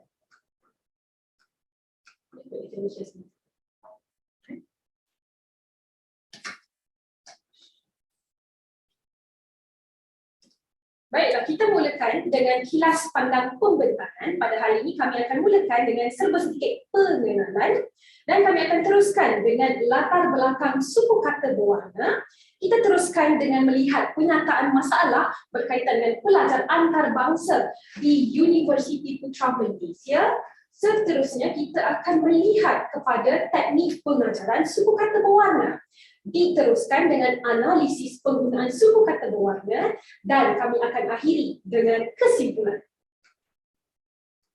Baiklah, bahasa merupakan medium yang digunakan untuk berkomunikasi dalam kehidupan seharian dan kita akan mempelajari adat dan budaya sesebuah bahasa secara tidak langsung apabila kita mempelajari bahasa yang baharu. Dan hadirin, menurut cetakan Biro Pendidikan Malaysia 2015-2020 menyatakan bahawa para pelajar digalakkan untuk menguasai lebih daripada satu bahasa. Apakah yang dimaksudkan dengan pernyataan ini adalah lebih baik jika pelajar kita pada hari ini boleh menguasai sama ada daripada bahasa ibunya mereka, bahasa kedua, dan mereka mempunyai kemahiran bahasa ketiga. Oleh hal yang demikian, kami merasakan bahawa perkara ini lebih baik untuk diadaptasi kepada pelajar yang ada di Malaysia pada masa kini. Ya, berdasarkan itu, kebanyakan universiti awam di Malaysia juga turut menawarkan kursus bahasa ketiga kepada pelajar mereka. Secara tidak langsung di universiti juga, di UPM juga, Pusat Pengajian Kompetensi Bahasa CADe turut menawarkan khusus kemahiran bahasa kepada semua pelajar, termasuklah pelajar tempatan dan antarabangsa. Memfokuskan kepada pelajar antarabangsa di Universiti Putra Malaysia, mereka perlu dan wajib mengambil subjek Bahasa Melayu Komunikasi LPM 2100 sebagai syarat untuk mereka bergraduasi. Baiklah, saya teruskan dengan topik-topik yang ada dalam LPM, khusus LPM 2100. Yang pertamanya, topik 1, sistem bunyi bahasa Melayu. So, di sini kami akan mengajar mereka mengenali membunyikan huruf antara huruf konsonan dan juga huruf vokal. Topik kedua, pengenalan diri. Sebagaimana tajuk pengenalan diri ini, mereka akan belajar cara untuk memperkenalkan diri mereka, nama, umur, hobi dan sebagainya. Kita pergi kepada topik 3, pengenalan keluarga dan sahabat. Untuk ini, mereka akan diajari cara untuk memperkenalkan keluarga, ahli keluarga mereka dan juga sahabat-sahabat mereka. Topik 4, pesanan makanan dan minuman. Sebagaimana tajuk topik ini, mereka akan diajar cara untuk memesan makanan dan minuman dan juga cara untuk menyatakan pandangan mereka rasa makanan tersebut. Kita pergi kepada topik 5, urusan jual beli. Dalam topik ini, mereka akan mempelajari mata wang Malaysia dan juga ayat yang mereka boleh gunakan untuk menjalankan urusan jual beli. Topik 6, aktiviti harian. Aktiviti harian ini kami akan ajar aktiviti yang meliputi kehidupan mereka sebagai seorang pelajar. Topik 7, penyataan lokasi. Mereka akan diajar kata arah di atas, di bawah dan di sebagainya. Dan yang terakhir sekali, topik 8, perbincangan tempat tarikan pelancong. Jadi untuk topik 8 ini, kami akan melibatkan tempat-tempat menarik di Malaysia untuk mereka kunjungi kenal. Baiklah, berikut merupakan latar belakang suku kata berwarna. Yang pertama, kaedah pengajaran menggunakan suku kata berwarna bahasa Melayu dicadangkan melalui program MINUS. Dan program ini telah diperkenalkan pada tahun Ogos 2009 yang bertujuan untuk membantu mengatasi masalah penguasaan kemahiran asas 3M, iaitu membaca, menulis dan mengira. Jadi hadirin, menurut laporan program transformasi negara NTP pada tahun 2017 yang menyatakan bahawa tahap literasi bahasa Melayu berada pada kadar 98.3% dan hal ini secara tidak langsung telah menginspirasikan kami untuk mengadaptasi suku kata berwarna dalam pengajaran kepada pelajar antarabangsa di UPM. Ya, betul itu. Jadi, berdasarkan keberkesanan Linus, seperti yang dikatakan oleh Puan Aini, kami mengadaptasi semula kerana kami beranggapan mereka berada pada tahap yang sama dengan pelajar sekolah rendah kerana mereka perlu mempelajari bahasa baru. Jadi, penguasaan bahasa baru ini akan menjadi lebih mudah kepada mereka bagi membantu mengenal pasti, mengeja, membaca dan juga memahami perkataan bahasa Melayu. Penggunaan suku kata berwarna ini juga akan dapat menarik perhatian dan dapat membantu meningkatkan kemahiran sebutan bahasa Melayu mereka. Baiklah, kita teruskan dengan penyataan masalah. Kemahiran bahasa asing tidak boleh dikuasai dalam satu malam. Ianya memerlukan banyak latihan sama ada dalam kelas maupun pembelajaran kendiri. Menurut Yilmaz et al. Tahun 2019 yang menyatakan bahawa tujuan untuk mempelajari bahasa asing adalah untuk berinteraksi dengan orang lain daripada latar belakang budaya yang berbeza. Jadi jika kita sorot dari sudut pandang pelajar antarabangsa di UPM, mereka memerlukan kemahiran menyebut dengan betul agar mereka dapat berinteraksi dengan betul dengan orang Malaysia dalam situasi tertentu. Namun begitu hadirin, pelajar perlulah mahir dengan kemahiran asas membaca sebelum mereka berinteraksi dalam situasi sebenar. Bagi subjek LPM 2100, pelajar antarabangsa ini didedahkan dengan kemahiran sebutan dan juga komunikasi mudah mengikut situasi. Walau bagaimanapun, kebergantungan terhadap guru menjadikan pelajar ini kurang mahir untuk menyebut dan membaca bahan bahasa Melayu secara kendiri. Selain itu, pelajar antarabangsa juga tidak mempunyai aplikasi dalam talian yang sesuai untuk digunakan bagi membantu sebutan mereka di luar kelas. Sebagai contoh, sekiranya paling mudah mereka menggunakan Google, aplikasi Google seperti Google Translate. Di dalam Google Translate tidak ada kemudahan untuk menyebut dalam bahasa Melayu. Dan hadirin, pelajar antarabangsa agak sukar untuk mematahkan kata dengan bunyi yang betul, terutamanya perkataan yang mempunyai lebih daripada 2 patah perkataan. Sebagai contoh, perkataan perpustakaan. Jika kita berikan perkataan ini pada pertama kali buat mereka, mereka akan menyebut perkataan ini sebagai perpustakaan. Jadi sepatutnya orang kata sebutan yang harus disebut oleh mereka ialah perpustakaan. Dan hal ini sedikit sebanyak akan mengganggu penguasaan bahasa Melayu pelajar antarabangsa. Oleh hal yang demikian, penggunaan suku kata berwarna diperkenalkan bagi membantu pelajar dan menarik minat mereka dalam pengajaran dan pembelajaran bahasa Melayu di Universiti Putra Malaysia. Baik, saya teruskan dengan teknik pengajaran penggunaan suku kata berwarna. Jadi penggunaan suku kata berwarna ini telah digunakan secara berterusan pada kesemua 8 topik yang diajar. Hal ini berikutan kerana pelajar perlu mempelajari kosakata dan juga perkataan-perkataan baharu bagi setiap topik. Kami menggunakan warna merah dan biru untuk mengetengahkan perkataan ataupun kosakata yang ingin diajar. Berikut merupakan contoh-contoh penggunaan suku kata berwarna. Yang pertamanya dalam perkataan. Yang ini kami ambil daripada topik 1, sistem bunyi bahasa Melayu. Anda dapat lihat kami mewarnakan mengikut suku kata api, baca, cawan, kawan. Untuk makluman tuan-tuan dan puan-puan, pelajar antarabangsa sering keliru antara bunyi C dan K. Okay, kalau di dalam bahasa Melayu kita C tu ce. Kalau dalam untuk K kita ke. Jadi pelajar sering keliru. Mereka akan membunyikan sebagai contoh cawan. Mereka selalunya akan membunyikan sebagai kawan atas faktor pengaruh daripada bahasa Inggeris. Jadi apabila kami mewarnakan ini, secara tidak langsung mereka akan dapat fokus bahawa C itu dalam bahasa Melayu bunyi ce. So untuk cawan. Untuk kawan mereka biasa tiada masalah. Tapi ini hanya sebagai perbandingan antara cawan dan juga kawan. Baik, seterusnya suku kata berwarna juga digunakan dalam ayat dalam perenggan. Kami tidak mewarnakan semua, kami hanya mengetengahkan suku kata kosakata yang perlu dipelajari, yang perlu mereka tahu untuk topik yang diajar. Untuk ini sebagai contoh topik 3, pengenalan keluarga dan sahabat, kami ajar tentang perwatakan kawan. Sebagai contoh, tinggi, gelap, pendek, tampan dan sebagainya. Dan seterusnya contoh penggunaan suku kata berwarna dalam dialog. Untuk dalam dialog ini kami juga mewarnakan merah dan biru untuk kosakata yang perlu mereka tahu. Dan suku kata berwarna dalam dialog ini akan membantu pelajar mengenal pasti bagaimana kosakata yang mereka pelajari akan digunakan dalam ayat. Sekali secara tidak langsung akan membantu mereka mereka cipta skrip mereka sendiri untuk tugasan amali yang akan datang.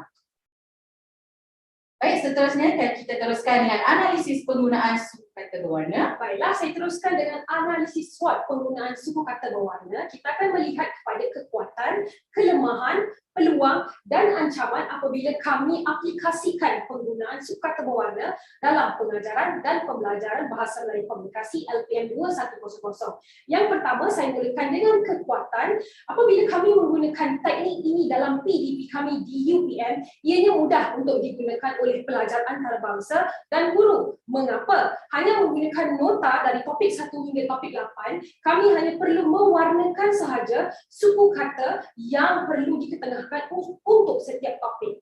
Yang kedua, ianya tidak melibatkan sebarang kos penyelenggaraan. Mengapa? Sekali lagi, ianya murah, ianya mudah kerana kami hanya menggunakan nota pembelajaran kami dan ianya tidak melibatkan sebarang aplikasi dalam talian. Dan yang ketiga, ianya menarik minat dan juga menambah motivasi pelajar untuk mempelajari bahasa Melayu komunikasi kerana penggunaan suku kata berwarna yang orang kata tidak terlalu kosong apabila mereka melihat nota mereka nanti. Seterusnya. Okey, sekiranya ada kekuatan, sudah pastinya ada kelemahan. Kelemahan yang pertama, ada kemungkinan kebergantungan pelajar terhadap suku kata berwarna itu berada pada tahap yang tinggi. Hal ini akan boleh memberikan kesan kepada amali lisan seperti ujian 1 dan juga tugasan lisan mereka. Hal ini kerana kami tidak boleh mewarnakan soalan ujian, soalan peperiksaan menggunakan warna. Seterusnya, baiklah kita teruskan dengan peluang. Apabila kami mengaplikasikan penggunaan suku kata berwarna dalam PDP kami di sini, ianya akan menjadi penambahbaikan bahan pengajaran bahasa Melayu. Hal ini kerana kami perlu melihat kepada keperluan pelajar dari masa ke masa dan hal ini kami boleh menambah baik nota kami ataupun bahan pengajaran dari masa ke masa. Yang keduanya, ianya akan menjadi tambah nilai untuk penerbitan buku yang menggunakan suku kata berwarna. Jika kita lihatnya dalam pasaran, tidak ada lagi buku bagi pelajar antarabangsa di peringkat universiti awam yang menggunakan penggunaan suku kata berwarna dalam pengajaran bahasa Melayu. Dan yang terakhir, peluang yang ada apabila kami menggunakan teknik ini adalah pemantapan kaedah pengajaran guru bahasa Melayu. Dari masa ke masa, kami sentiasa mengadaptasi cara yang terbaik kerana kita tahu apabila kita mengajar secara dalam talian, hal ini bukan mudah untuk diimplikasikan. Jadi, apabila kami mengadaptasi penggunaan teknik ini, secara tidak langsung kami juga boleh menambah baik teknik pengajaran kami dari masa ke masa.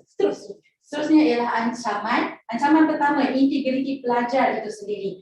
Jadi pelajar antarabangsa mungkin integriti mereka mungkin akan terganggu dalam pelaksanaan amali lisan. Sebagai contoh, sekiranya mereka sedang mengambil peperiksaan online sekarang ni, jadi mereka mungkin boleh melihat semula nota yang telah diwarnakan dan mungkin boleh meniru, meniru untuk peperiksaan. Dan yang terakhir ialah kemungkinan akan ada pelajar antarabangsa yang berasa bosan kerana menggunakan suku kata berwarna. Mungkin mereka berasa keanak-anakan. Jadi pelajar antarabangsa kami ni bukan hanya pelajar bachelor, tetapi juga pelajar master dan juga PhD. Jadi mungkin di situ mereka akan berasa agak keanak-anakan kerana menggunakan warna dalam nota mereka. Baiklah, seterusnya kita akan pergi ke perbandingan markah tugasan pelajar. Jadi kami telah mengaplikasikan kaedah suku kata berwarna ini kepada satu kumpulan, iaitu kelas A menggunakan suku kata berwarna dalam PDP, manakala kami bandingkan dengan kelas B, kelas yang tidak menggunakan suku kata berwarna. Baiklah, markah tugasan 1. Kita lihat pada markah tugasan 1. Untuk tugasan 1, penilaian. Penilaian kami lihat dari segi sebutan dan juga kelancaran belajar. Jika anda dapat lihat kelas A, kelas yang menggunakan suku kata berwarna, seramai 18 orang pelajar mampu untuk mendapatkan lebih daripada 5%. Manakala 9 orang pelajar mendapat kurang daripada 5%. Maafkan saya, tugasan 1 markahnya 10%. Jadi kita lihat kepada kelas B pula. Kelas B, kelas yang tidak menggunakan suku kata berwarna. Untuk ini 8 orang pelajar mendapat lebih daripada 5%, manakala 19 orang pelajar mendapat kurang daripada 5%. Jika anda dapat lihat di sini, nampak perbandingan berbeza antara kelas A, kelas yang menggunakan suku kata berwarna, dan juga kelas B, kelas yang tidak menggunakan suku kata berwarna. Hasilnya kelas A mendapat markah lebih tinggi, sebutan mereka juga menjadi lebih jelas dan baik berbanding dengan kelas B. Baiklah, kita akan terus lihat kepada perbandingan markah amali lisan. Berikut merupakan taburan markah bagi kelas A dan kelas B. Jadi ini merupakan rumusan kepada amali lisan yang telah dijalankan kepada pelajar semasa semester yang lepas. Jadi kalau kita lihat kepada kelas A, markah mereka adalah lebih baik daripada kelas B, yang mana ujian 1 dijalankan merupakan ujian lisan. Mereka kebanyakan mereka daripada 30 orang, 19 orang boleh mendapat markah yang baik. Tugasan 1, tugasan 2 dan tugasan 3. Berikut merupakan bilangan pelajar yang mendapat markah lebih daripada 5 atau lebih daripada 10. Jadi kita boleh lihat ya perbandingan kelas A dan kelas B. Kelas A yang menggunakan suku kata berwarna, pencapaian mereka adalah lebih baik daripada kelas B yang tidak menggunakan teknik suku kata berwarna dalam pengajaran dan pembelajaran bahasa Melayu komunikasi di UPM. Baiklah, seterusnya kita akhiri pembentangan ini dengan kesimpulan. Baiklah, kesimpulan pertamanya, penggunaan suku kata berwarna memberikan impak positif terhadap kemahiran sebutan pelajar antarabangsa di UPM sebagaimana hasil daripada ujian 1 dan juga amalan lisan mereka. Yang keduanya, selain menarik minat dan motivasi pelajar antarabangsa, suku kata berwarna juga mampu membantu mereka untuk mematahkan perkataan mengikut suku kata yang diwarnakan. Yang ketiga, penggunaan suku kata berwarna ini, tuan-tuan dan puan-puan, amat mudah dan murah kerana ianya tidak melibatkan sebarang kos penyelenggaraan. Betul. Dan penggunaan suku kata berwarna juga dapat membantu kami pengajar untuk menambah baik pembelajaran dan pengajaran bahasa Melayu. Pengajar juga boleh memantapkan kemahiran pengajaran mereka dari masa ke masa dan kami juga boleh mempelbagaikan kaedah pengajaran supaya menjadi lebih menarik. Dan adalah diharapkan bahawa penggunaan suku kata berwarna ini boleh digunakan oleh semua pengajar di universiti awam dan swasta dalam membantu kemahiran sebutan bahasa Melayu pelajar antarabangsa. Oleh itu, ini adalah rujukan. Dan sekian sahaja daripada kami. Saya Nur Aini Nabila binti Fauzi. Dan saya Sofia Haniizan binti Muhammad Sofian. Semoga berjumpa lagi di masa depan. Terima kasih. Terima kasih Cik Sofia Haniizan dan Puan Aini Nabila. Saya buka pada panel untuk sesi soal jawab.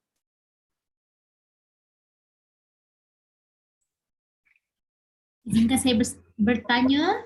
Terima kasih kepada tim ini atas pembentangan.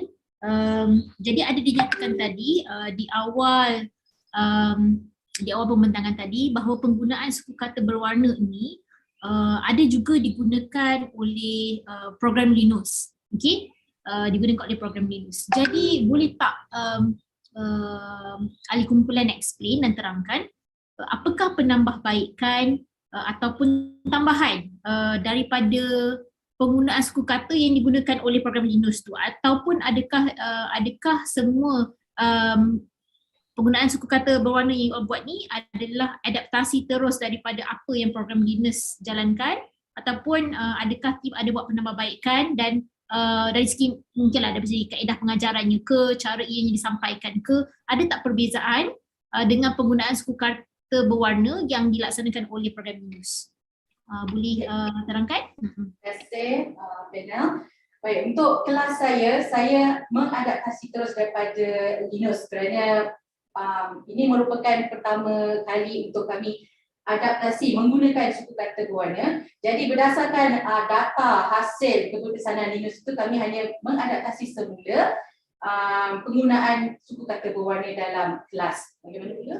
Sama juga, namun kita tidak hanya bergantung kepada penggunaan suku kata berwarna beradaptasikan Linux, kerana di samping menekan teknik itu, kami juga turut mengadaptasikan orang kata penggunaan lagu ataupun beberapa bahan bacaan yang mereka boleh laksanakan secara kendiri. Seperti yang dimaklumkan, walaupun mereka bergantung, tidaklah kata secara 100% kepada kami, tapi apabila sudah habis tugas kami di kelas, kami memberikan bahan secara kendiri untuk mereka baca ataupun laksanakan aktiviti itu secara sendiri di rumah. Okay, terima kasih. Saya tak ada soalan setakat ini. Soalan daripada saya ingin tahu bagaimana tadi ada mention tentang threat ya atau ancaman. Bagaimana agaknya caranya untuk you overcome daripada segi integriti peperiksaan sebab dia online. So adakah macam cara-cara yang atau apa-apa yang you akan prepare untuk overcome? Okey, pertamanya lah kita sudah hampir 3 ataupun 4 semester yang menjalankan peperiksaan secara dalam talian. Jadi apa yang kami praktikan setiap semester adalah kita akan memberi satu consent form. Borang yang menyatakan bahawa mereka akan menandatangani perjanjian integriti, dan di dalam perjanjian integriti itu kami telah nyatakan apakah do and don'ts, apa yang boleh buat, apa yang tak boleh buat. Jadi setakat itu sahaja kami mampu orang kata kawal ataupun memberi peringatan, kerana apabila kita melaksanakan peperiksaan ataupun penilaian secara dalam talian, apa yang kita nampak, itulah yang kita nampak. Kalau kita melaksanakan peperiksaan secara fizikal, kita tahu dan kita boleh kawal apa yang terjadi. Jadi untuk panel yang bertanya, kami mampu memberikan orang kata consent form, memberi peringatan yang selebihnya memang tertakluk kepada integriti pelajar. Namun kalau untuk ujian bertulis, kami boleh orang kata bezakan jawapan mereka. Sama ada yang ini memang jawab sendiri ataupun yang ini berbentuk sedikit teknikal ataupun orang kata dia meniru dengan kawan. Itu kami boleh bezakan. Tapi dari segi sebutan, kita tak boleh nak tengoklah sama ada dia letak nota depan dia ke ataupun nota di sebelah dia.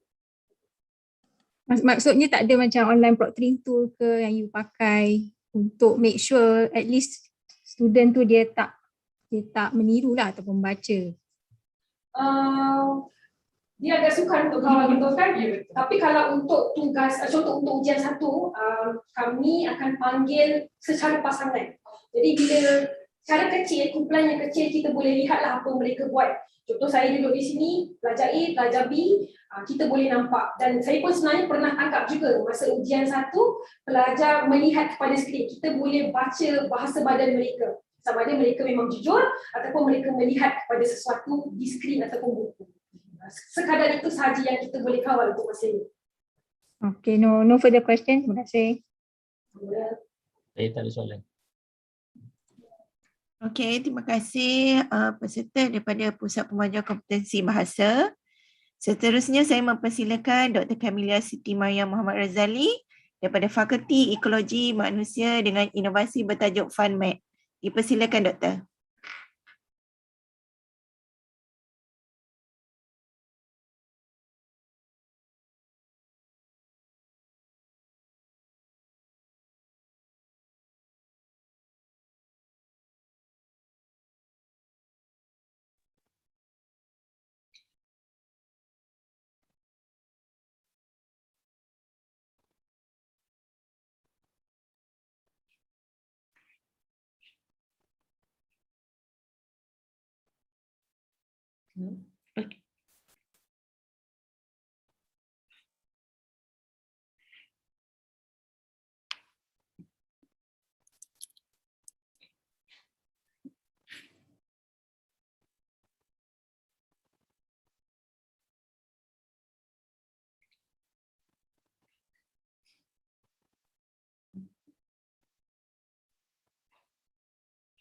Okay, thank you.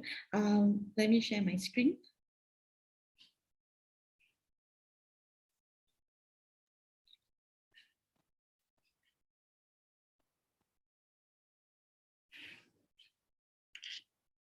Hello, welcome students of medical faculty, year 1 and year 2. Today we shall be starting our anatomy course. And as you know, next week we will have our pop quiz on the hand muscles. Please take out your pen, paper, and pencils and copy down the terms below. Right. Oh, wait a minute. Why don't we forget about that? And we shall instead try out FunMed. In the meantime, stand up, put your hands on fun, and move to the music. Right. I hope I got your attention there and your curiosity. Assalamualaikum and good afternoon. I'm Dr. Kamilia from Faculty of Human Ecology, UPM, presenting FunMed. I welcome our esteemed judges, Dr. Nubiha, Dr. Zahiruddin, and Dr. Anna. On behalf of my faculty and Department of Music, which I belong to, I'm proud to show and share a unique and fun, new and innovative way of teaching and learning. As we know, anatomy is considered like the foundation of medical science, also perceived as a very strenuous and challenging subject in medical education. It's taught using memorization, and with lots to memorize in a very short period of just a few semesters, will create a sense of stress for the medical students, creating some anxiety. For example, in UPM medical faculty, the students will have the anatomy course in 4 semesters, which is in their first and second years. And a medical degree at least has 5, so that is like 2 years out of 5 years of a medical degree. Human anatomy is actually the study of science of the bodily structure of humans, and it's mainly divided into different parts like the hand, the arm, the leg, feet. Yeah, so it is a very demanding subject, but very fundamental, central, and it's a compulsory course to pass in medicine.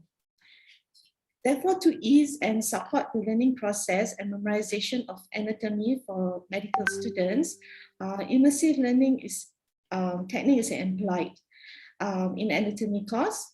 Immersive learning mainly is defined as something virtual and physical interactivities by implementing technology or any kind of simulation to get students to immerse themselves in the learning process. So although you always see immersive learning as about gamification, simulation, or AR, VR as the main tools, but instead, how about a more fun and attractive idea of music?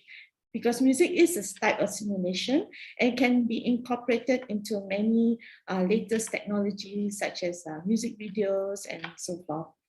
And also music is so widely universal and enjoyed by many people, yeah, especially like more popular music. And it's more relatable and more relevant to different kind of generations of students. So immersive learning is all about fun in learning anatomy, fun in learning medicine, hence the name FunMed. So basically the main idea is to integrate a kind of music in the medical curriculum, leading to immersive learning. So following this notion, this innovation has chosen music as the technology and simulation to catch the attention of students and also to keep them engaged throughout the learning session, which is implementing a musical-based approach in learning anatomy. So the implementation of this teaching and learning innovation open up its effectiveness and usefulness of using musical songs in teaching and learning the anatomy course to boost students' engagement, to make their learning more productive and worthwhile. So the newly developed learning approach will hopefully have a positive impact on the medical students' level of performance, interest, stress, and happy index. Okay, so for example, as a definition, what are songs? Songs, music, yeah, music. Songs are music with words and music with lyrics. So it is why we remember songs easily or remember words in a song easily because we actually sing the words to the melody of the song. So songs can actually help us to remember better, yeah, remember words better. So there's like phrasing, shape, form, break-off points, punctuation, same like language. Music has this kind of attributes. Attractive. Music is meant to be attractive, yeah. So music and songs are actually very cognitive, emotive, as well as quite physical as well, because being engaged in music is an attractive factor. For example, when we are group singing or friends singing in the class together, yeah, creates a wholesome, fun learning atmosphere. Less anxiety, less stressful, less worrying, and maybe make them feel less demanding. Memory-wise, in music, yeah, a lot of research in the US and Japan has shown that listening to and performing music reactivates various areas in our brain associated with memory, reasoning, speech, emotion, yeah. So music doesn't just help us retrieve stored memories, it also helps us create new memories. So what happened was the compositional process, yeah, of writing these songs, this music of anatomy. What was the main thing was anatomy terms were used as the main lyrics, yeah, because with the assumption that these songs will help medical students to memorize their anatomy terms. That's our main aim, and easily in a fun and attractive way, and finally turn the class into non-strenuous and not a dull subject. So these songs were composed through some steps and some sessions brainstorming between music writers and the medical anatomy doctors. So first of all, we identify the human body muscles, separate them into upper, lower limbs, then focus into like hand, arm, leg, thigh, and foot. And then after that, the musicians and composers decide on the catchy rhythms, the harmonies, the chord progressions to make it very catchy, very memorable, very attractive songs. Yeah, and all these were recorded with the singer, professional singer, after the song had been completed. Right. So this example, this is actually a part of the anatomy terms, which you can see there are many, maybe hundreds, even thousands of words in English and in Latin as well. And what happened, this was how the lyrics of the songs were planned out, written to make it more coherent. Yeah, so we have to have it in sentences, proper coherent sentences, which is understandable, memorable, and yes. Okay. Okay, music video. The making of the music video involved some choreography, right? Movement choreography to highlight the specified section, for this instance, the hand. So we have a dancer, a talent to do that. So the dancer's hand movements would be the main focus by the video camera. And then there'll be coordination of lights, cameras, placement of a person. And we provide a bright, colorful background to emphasize the energetic mood, and also camera to capture the hand anatomy from up close or from far at the same time. And also the actor, yeah, it's important to follow the music, lip syncing to the music and the beat. And effects, additional effects such as digital photos, flashcards, and text that appears on the screen to visually accentuate all the song lyrics and anatomy terms in the video. These were all agreed upon in advance and planned. These additions were felt important to enhance the anatomy learning and memorization process visually and also audibly. Right, so this song and music video has all been approved of copyright and IP recently. So that's Alhamdulillah. So in many ways, this is developing a new updated anatomy learning method, yeah, through immersive learning. So its implementation seems to be very potentially successful. So music is meaningful. So words and music brings meaning. So these songs, therefore, we hope can make the listener understand the content's meaning and help anatomy students to realize that their words of anatomy terms, which they think are quite monotonous, actually now is sounding more catchy, funky, attractive, and actually much easier to memorize and remember. And the combination of a music video will enhance and improve further the learning and memorization techniques of students in the anatomy course. We have done a preliminary pilot finding distributed among 157 medical students at UPM, pre and post measurement of knowledge, perception, stress, happy index, yeah, related to learning anatomy through Google Forms.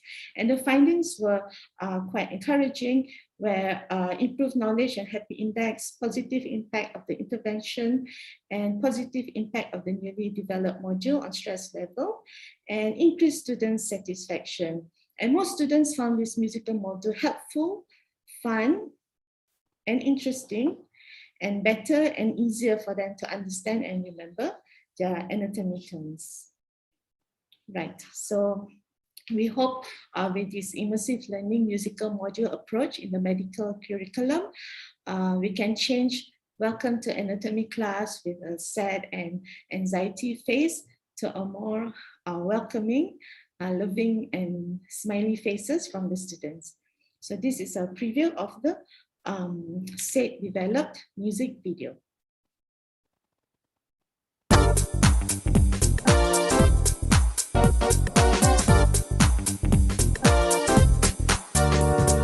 This is our hand, and muscles consist of 3 intrinsic muscles. Hypothenar and others.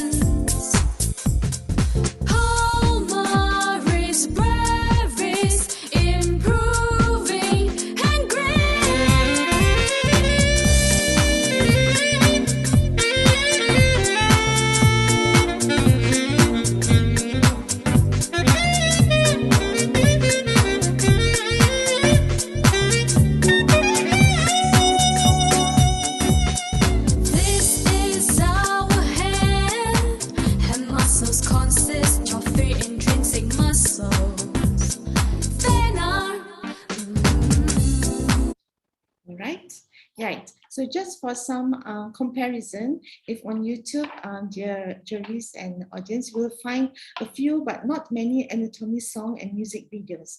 And those music videos which we see there are using melodies from like other musical works or other songs, and they're like just changing the lyrics to fit in the song.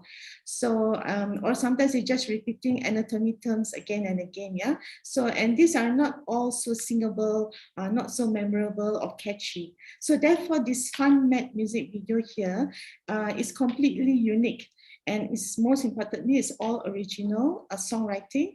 It is an innovation. It is a breakthrough in the anatomy curriculum. And this innovation is funded by GIPP and has successfully brought together music composers, musicians, medical doctors, and we all are in it together to enrich and contribute towards immersive learning area and attractive and lighten the medical curriculum for its students. So that is all from me today, which I can share with you at this time. Thank you very much. Terima kasih Dr. Camelia Siti Maya daripada Fakulti Ekologi Manusia. Saya persilakan panel untuk sesi soal jawab. Mungkin saya boleh mulakan. Thank you very much Dr. Camelia and team members. I think this is very interesting to know that people use music, and we can really clearly see the transdisciplinary between music with medicine. I never knew that it could be, combined together. So somehow it could be combined together. I would like to know if this method is replicable, is to be replicated. How long is the process for the team members or for all of the educators out there to replicate the process? How long it takes? And number two, what was it I wanted to do? Lama lupa pula tadi soalan yang kedua. So can you please answer my question number one first? How long it takes if someone is to replicate the process of developing such innovation? Dia ingat dah nombor dua. Okay, yang kedua, did you measure when you develop this song, do you mean that for a student to only listen to the song and then they should be able to memorize the terminologies and the different parts of the hands, I think? Or do you mean when you want to develop when you develop this song, do you mean that for them to be able to again sing again the song that you have developed? So which one is which? So that is my two questions. All right. Thank you very much, Dr. Nurbiha, for your very good questions there. Yeah, in the first question was about how long it might take the process to do this. So yeah, at first maybe the first few processes are like the song process and the video process. So each in a whole probably could take from like 9 months to a year. For a song, maybe for 4 to 5 months, and then followed by the video as well, 4 to 5 months. And during we were developing this also during halfway PKP here and then off and on, so it took a bit longer. But I think if in general conditions, it could be about that 9 to 12 months. Yeah, and we were hoping this one was like a very initial pilot study and focusing on anatomy course in medical curriculum. So we were hoping that it could be implemented in other medical courses as well. Why not? And probably students with similar backgrounds, where it's adaptable. So that's where we foresee this initial effort. And also, what was the second question? Yeah, how do we expect the students to understand this? Is it they memorize the song and then they have to sing back to us or what? Okay, yeah, that would be nice if they could sing back these songs until after their career. But at the same time, what we did was during the these sessions, when we distributed these videos to them, we had 3 sessions. So for the first session, before they even started listening to this video, they had to answer like a questionnaire on their understanding of this course. That means this was the hand muscles. So they are all the understanding of hand muscles, like what is palmaris brevis for, what is function and all that. And then we gave them to listen to the song for 3 consecutive days. And on the final day, and after the final listening, we gave back the same questionnaire to them, and with the same questions of their understanding of this hand anatomy, and they were showing some improvements, many improvements on their understanding. And like just now I put some comments, they have already started to, by the second day already, they have started to sing this song by themselves, and they admitted that. And like I showed just now, they found it interesting, fun, and easier to memorize. And again, I like to stress here, this module, music videos are not meant to replace the lecturer's role, the anatomy textbook, the anatomy model and all that, but it's just to supplement, to enrich, and to maybe support the anatomy course, yeah, to make it more fun, interesting, create some memorable memories for them, I hope, in their anatomy course, instead of them remembering anatomy course as being very anxiety or very heavy. Yeah. Okay, thank you. I just I think I would like to maybe propose to the team members, because that your expertise is about composing the lyrics, and I think you have mentioned just now, you have to make sure like the ending of the words is memorable and it match with each other so that the song becomes memorable. Maybe I just would like to propose to the team later on for other educators to be able to compose more educational songs. I think your team should maybe come up with a guideline or a simple guideline on how other educators can compose simple songs, simple educational songs, if they would like, you know, for example, in chemistry, my area is also in chemistry, so there are also things that we need to memorize. For example, dia punya periodic table tu, although adalah macam apa tu, acronym to that periodic table, but I think it will be interesting for all the other educators to get expertise from people from Faculty of Department of Music to know how to compose, how can we simply compose educational songs, so that you know, your expertise can be your innovation can be applicable to for other educators as well, and not necessarily to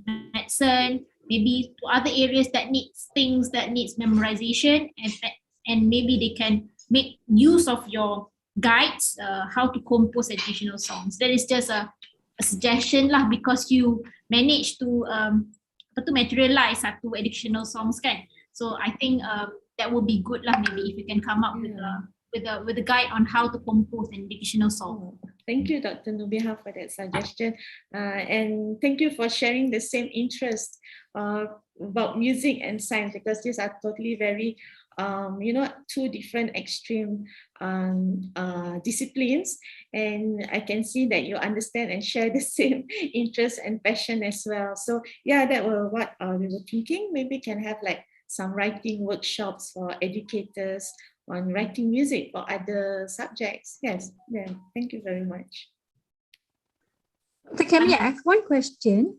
I just want to know, in the creation of the video, do you also include students to give feedback, or perhaps in the creation of video itself that you actually recruit a student? Because I saw someone dancing just now. Is that one of your medical students, or you actually hire an actress for that? And what would be the cost to create like one music video like this for the academics? Yeah, yes.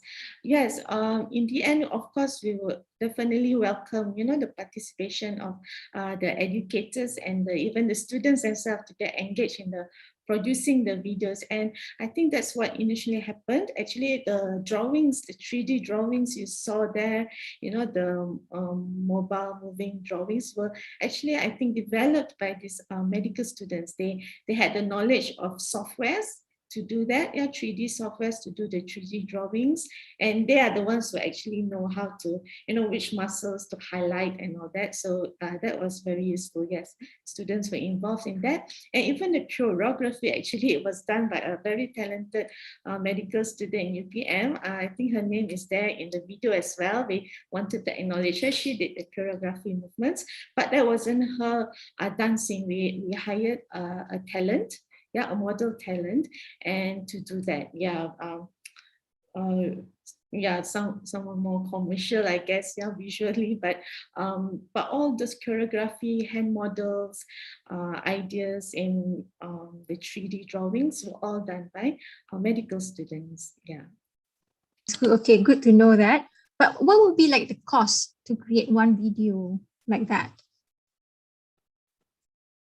The cost of the video, probably, well, initial cost, we had a bigger ambition to do maybe like another 2 or 3 videos, but all in all, with the initial cost probably reaching not more, but more or less reaching about 15 to 20. Oh, so it's actually quite expensive to produce just one video. And then we were grateful for GIPP UPM for having that ready for us to support us financially in that. All right, no more question from me. Thank you. Thank you. Thank you, Dr. Anna. How many videos have you produced, and how many is still in the pipeworks? So with this, it was a 2-year what you call timeline we aimed for, and then with the COVID situation becoming halfway, so we were at first very ambitious, looking at, probably could produce around 3 or 4. So hopefully you might say maybe another 2 or 1 in the pipeline. But for this one, we have it already ready, and like I mentioned earlier, it has got its IP copyright a license already, so we are happy with that. So we've learned a lot from producing this, so we are looking forward to maybe another 1 and another 2. And like I said, anatomy is very extensive, and hopefully it will catch on to other courses as well, in the medical curriculum or science. Yes, thank you. Because you were the video was just 1 muscle in the hand, isn't it? So the whole body will take how many? Exactly. So it will take a whole lifetime of the career, but but it's interesting. Maybe we can start off, but other groups, researchers can probably carry on that momentum as well, and they become more quicker to produce. And we were hoping like to produce like a music video album or a music album, so the whole album is like supporting the anatomy course curriculum. So that is an ambition. Okay, thank you very much. Terima kasih Dr. Camelia Siti Maya. Seterusnya kita ke pembentangan terakhir sebelum kita berhenti rehat. Saya persilakan Profesor Madya Dr. Muhammad Fakri Zaki Jaafar daripada Fakulti Reka Bentuk dan Seni Bina. Dipersilakan Doktor. Assalamualaikum warahmatullahi wabarakatuh dan selamat pagi. Terima kasih kepada panel juri dan juga pengurusi majlis. Baik, saya akan sharekan saya punya pembentangan. Macam mana saya nak share screen? Boleh nampak saya punya PowerPoint ke?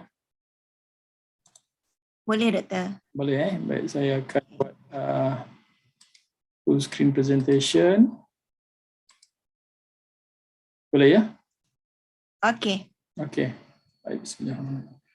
Terima kasih kepada penjuri dan juga rakan-rakan pembentang sekalian. Saya akan membentangkan inovasi yang saya rasakan mungkin berpeluanglah untuk dibentangkan dalam pertandingan ini, iaitu pengurusan inovasi rentas disiplin melalui platform Maya, ataupun dalam bahasa Inggerisnya Cross Disciplinary Innovation Management through Virtual Platform.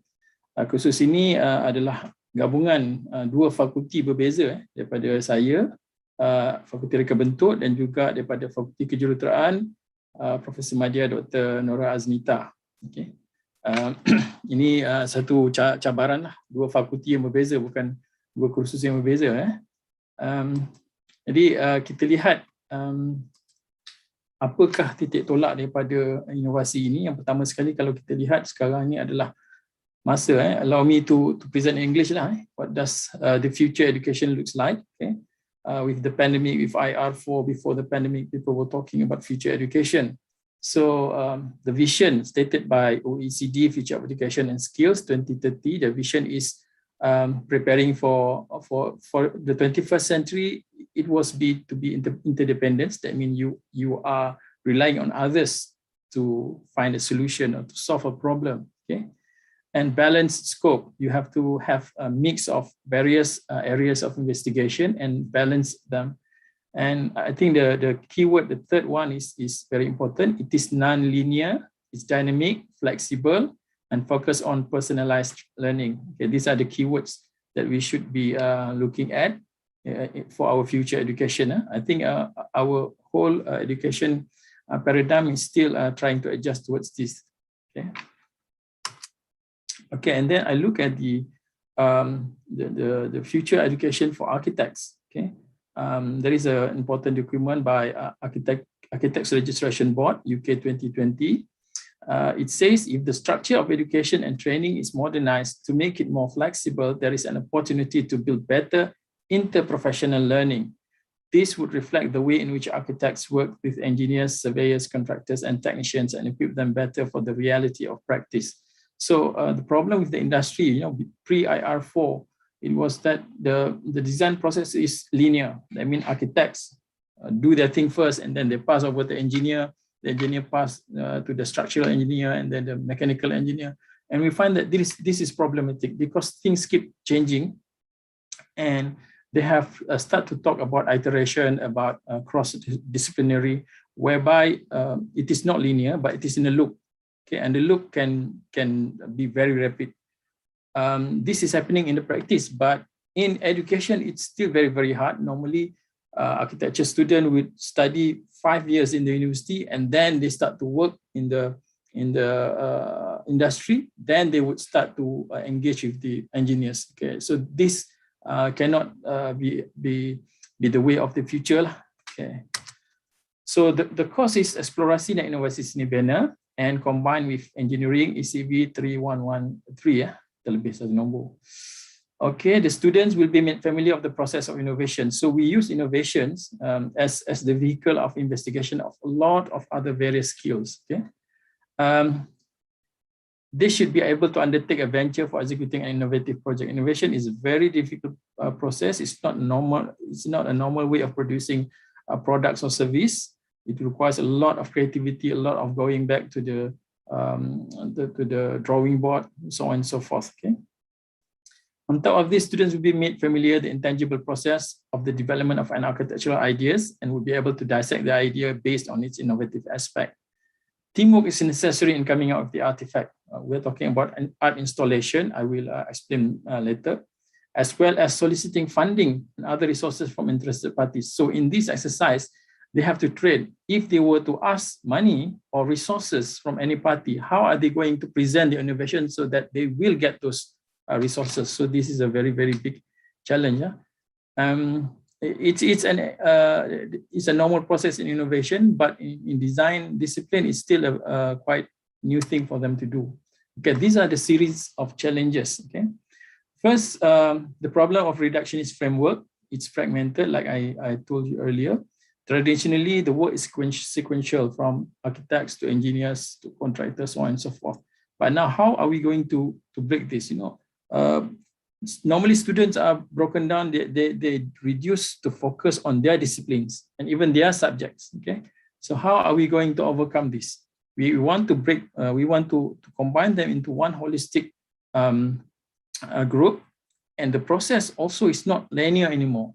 It will be very, very dynamic in terms of going back and forth. Okay, and the curriculum we have now is still very traditional and very strict of what we should do and what we cannot do. So those are first problems. And then the virtual platform. At first, we wanted to use Putra Blast, but then these two separate courses with two different codes. It's not easy to manage two groups in two separate platforms. So we need to use another platform that combine and enable them to work seamlessly. Okay? And on top of that, innovation management is a very, very complex process. It's not linear. It involves a lot of creativity, of thinking out of the box, and a lot of sometimes midnight when ideas come at different times of the day. You have to get together and discuss. Okay, and then we are asking them to pitch to parties outside without physical presentation, physical meeting. Which is very, very difficult, because normally when you do physical presentation, you can have a lot of gimmick, the way you gesture your presentation, the way you dress, so on and so forth. But now it's very, very virtual, and they have to really concentrate how to get their idea across. Okay. Another challenge is, in this project, we are selling concept, ideas. We are not selling product that have financial return. You will see later what I mean. Okay, it's talking about philosophy, about concept, and how are you going to sell this without the people who wants to give the money will be able to ask you how much money do I get back. So it's a great challenge, another great challenge. Okay, so one of the approach that we notice that is iteration, the essence of innovation. It is opposite of reductionist approach, whereby when you solve a problem, normally when we solve a problem in a lab, we would eliminate all unrelated, seemingly unrelated parameters. But here, when you work in real world, you have to bring in all the possible dynamics that might affect your project. So it is a opposite of reductionist approach. Instead of reducing the parameters, you are including all the parameters that is possible, so that people will see that this project is real. Okay, so the systemic thinking is a basic characteristic of holistic design. Again, it's non-linear, it's non-sequential. It employs design thinking approach. Okay? Understanding developed and accumulated over several cycles. So the first run, maybe the first line would reveal something, reveal a solution, but that is not the best solution. You need to go back, and the circle can happen again and again until you develop a proper understanding, including all the parameters that is possible. Okay, so the approach is combination with engineering students. The collaboration is needed since the project requires the actual construction of architectural installations. We were very, very ambitious before, because when we started, we see the possibility of having physical contact, going to sites, and actually constructed this. But then when PKP2 kicks in, we realized that it is not possible. But still, the brief requires for you to present a supposedly real construction and real installation to be installed on site. Okay, the definition, meaning, and significance of innovation will be explored through critical analysis of modern innovation model, adopting quadruple helix. Okay, so we are involving other parties, even community, even agencies, government agencies, apart from the universities. So they learn throughout the process that they need to include all these parties into their solution. Okay. And we taught them an ABC method. It is a pitching method developed by Stanford Research International and being used by our Putra Science Park as well. Okay, so the first challenge I told you is selling an idea, not a product. So they will have to produce an art installation. The photo here is an example of an art installation. Okay, the installation are not sold, only invested. People who put money, they have to believe on the idea behind this installation. So there lies the challenge for the students, especially for the engineering student. They, before this, they are not used to talking about concept, ideas, philosophy, so on and so forth. But it was an eye opener. Okay, so how would we do that? Okay, we use a lot of platform. Okay, the main one is Trello board. This is like, if you're familiar with Padlet, but we use Trello board instead, you can use either so that the student can have their group discussion being conducted on this board. And then we use a lot of YouTube video clips. They produce their discussion, their progress on YouTube, and they share the link in the Trello cards. Okay. We have input lectures. This is where we teach the students what are philosophy, the philosophy of innovation, the philosophy of architecture, and what are art installations, creating public dialogues through arts. It's not the art itself is important, but the dialogue created in the public, that is what we want to capture, okay? And then we give them lectures on innovations, essentials, definitions, iterations, and ABC method, okay? So a lot of the class are handled using tutorial type, the group get together, discuss, and together with the lecturer, we sit with them and criticize the idea, what went wrong. So when they go to, they have to find their own investors or collaborators. So when they come back, we do like post-mortem, what went wrong. So you have to change this. So that's the process of iterations, repositioning your ideas and selling points according to the reaction from the people that you do. So the task is first, they have to explore an abstract architectural concepts. They are not designing a building. They have to pick a concept and then create an art installation. It's like a sculpture, but it's more engaging in terms of spatial quality. And then they have to find investors who are willing to give the funding for the construction of installations. They have to do it as if it is real. Okay. So we told them, I know during PKP it's very difficult, but those who succeed in attracting funding will be assessed. Who do not succeed in attracting funding will be assessed on the finish of the best pitching. Their presentation videos will be assessed. How do they present a good quality presentation? So these are the basis of evaluation. Okay, so the videos of their pitching will be evaluated. Okay, so there are 9 groups of mixed discipline. We have about 3 architects for about 6 or 7 engineers in a group. Okay, the group work will be assessed by a seminar presentation, and also the discussion, all the YouTube discussion, their minutes of meetings will be looked at, and we mine through the milestone of their projects through there. Okay, and then they have individual works. For the architects, they were supposed to write an essay, and for the engineers, they actually do a physical model. This is where we have different sort of assessment. And then there are we have peer evaluation sheet, because we know that in group works you have to perform your best so that nobody is slacking. Okay, this is an example of, this is the Trello board that we use. You see a lot of columns. All these columns are separate, what we call lists. So there are lists for lecture notes, lists for brief, but also importantly there are lists for groups. Each group will take one column, and every week their progress is uploaded there. Their discussion, their videos, their presentation are recorded and uploaded there. And as a lecturer, this is how I assess their progress. Okay, and if you take a closer look, each group, every week they upload something, their presentation. If they manage to find the parties that they will discussing, and they take notes on what are the points that they need to consider, based on the feedback of the people. Okay. So when you click on each of the card, you can find all the materials of the presentation, their discussion notes, and their YouTube videos of their models of the discussion are all there. Okay. Okay. The first task, a little bit of how the groupings was divided. They have to choose an abstract concept. These are not buildings. These are architectural style based on philosophy. So they have to understand the philosophy behind these 9 topics.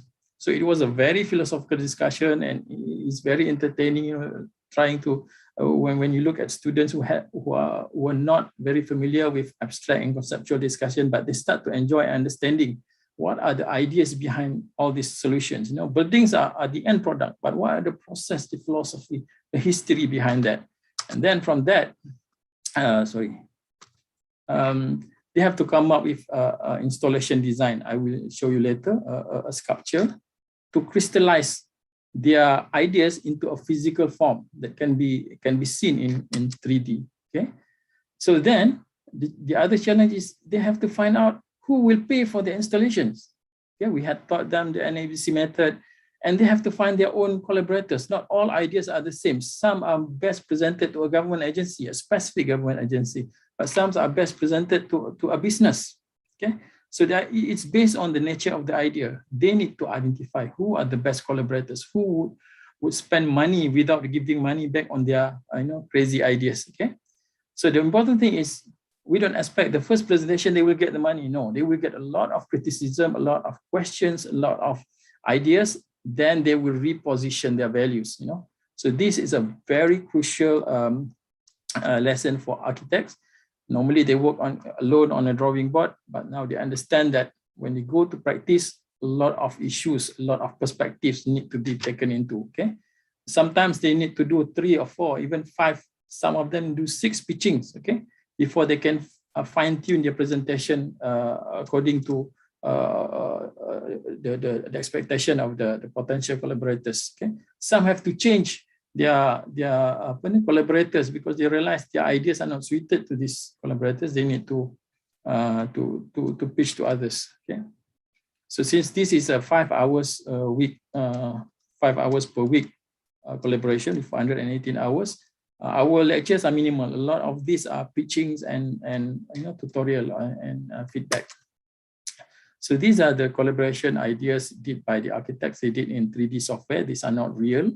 Okay, they discussed and they presented this to various parties. Okay, and then the architects the engineers starts to explore the physical potential of this, because some ideas are so bizarre you cannot actually construct. So the engineers they give feedback. They said even when they see at the first sketch, they know that this will not work.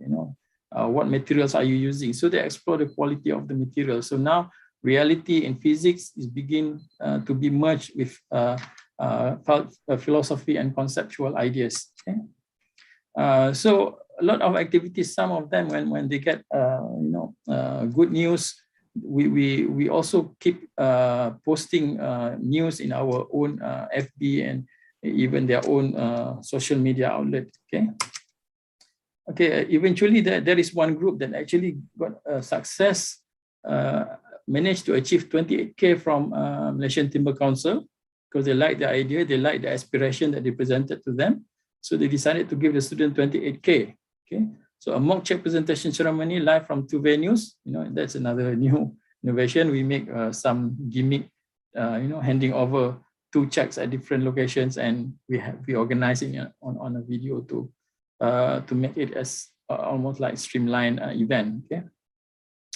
Okay, we are in the discussion. We have the money now. We are to install this in KLIA. Now this subject has ended. The marks has been given, but the students are excited. They say, no, we are carrying this out. The student will have another year to finish their study. Now this is like their extracurricular project to be installed in KLIA. So this is one group actually managed, even though I don't expect them to actually get the funding looking at the current situation, but they did. They managed to do that, and they are happy to continue doing that. Okay, so not only one group, the other group also got encouraging response. They said if you put in other aspect in your presentation, or add in all the extra costs, we will give the money. There are industry who are willing to pay for their ideas. So another group is still working on it, even though they know that they will not get extra marks because the course has ended, but they are willing to do it as portfolio. Portfolio in architecture study is very important. It is a collection of their architectural design works to be presented to their future employers, and this is even more important than their CGPAs. So they are looking at this angle of the project. Okay? So the impacts: student learns teamwork in a real project, cross-disciplinary. Students learn to include real-world perspectives in their design proposal. Before this, they work in the studios, just getting impact from feedback from the lecturers. But now they actually go outside and talk to people, to business people, to corporations. At first they feel very, very scary because they had not done this before. But looking at then when they manage to achieve the resources, they are very, very elated. They find the confidence in what they do. And also the installation will have nationwide publicity when it will be installed at KLIA. Okay, so we get 28K from the industry. The total impact is actually priceless. You break down boundaries and students open up their views and understanding of the world. Okay, And even the lecturers, we are on a learning curve. Both of us find that we learn from each other, the engineering lecturer and me from the architect side. We learn from each other how to work. Okay. And these are the students' response. It has been really enlightening. It teaches and provides insight about the whole package of architectural exploration, from concepts to development, and finally to selling the innovations as products to potential clients and collaborators. At first, it was challenging for them because it is very, very new for them to work this way. But then they learn to strategize. The feedback, the iteration helped them to build their confidence, to face the reality of the working environment. This course is not merely about teaching and learning the typical syllabus, it's also about character building. I think that is the most important. These are the one response from the students. Okay, so I think that's the presentation from me. Thank you very much for this opportunity. I would like to open for questions. Terima kasih Profesor Madia, Dr. Muhammad Fakri Zaki Jaafar, Deputi Reka Bentuk dan Seni Bina. Saya buka kepada panel untuk sesi soal jawab. Dipersilakan. Okay, Assalamualaikum.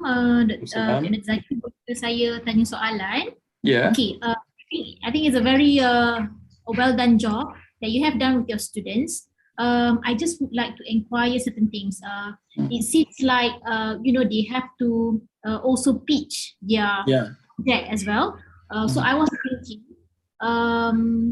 how many % of these tasks contributes to their core subject? For example, does it acquire does it accumulate, for example, 50% of the course requirement? That is number one. And can you also elaborate what is the expected student learning time that they have to spend to execute this project? So I think I have no issue with all of the innovation. I think is great, and we can clearly see the impact. I just would like to know how does that align with the students' SLP, as well as how many % it is allocated in the course requirement. That is all my question. Okay. It is a 1+2. 1+2, that means it's 5 hours a week. So it's quite a long subject lah. Okay. And the learning time is 118 hours. So we limit our lectures to very few slots in the beginning. So a lot of that, we do not limit them. Okay, now you have to work in your groups. Okay. The engineering students, they have their own time. So we do not say that this 5 hours you have to work together. No, you have to find your time suitable with your group, so you can work around that. And then also the pitching does not happen during the scheduled time. It's up to the industry. So most of the week, they either go out pitching, or if they have issues, they come to us and they present their progress to us. So it's not like a 5 hours a week they have to sit there. Okay. Meaning to say, for the entire project, you estimated 5 hours per week that the students have to spend to work on the project. No, 5 hours per week is the contact hours. Okay, all right. But the total hours is you times that by 40. So it's their own learning time. Okay. How many % does it accumulate to the whole course? 60%. The group work is 60%.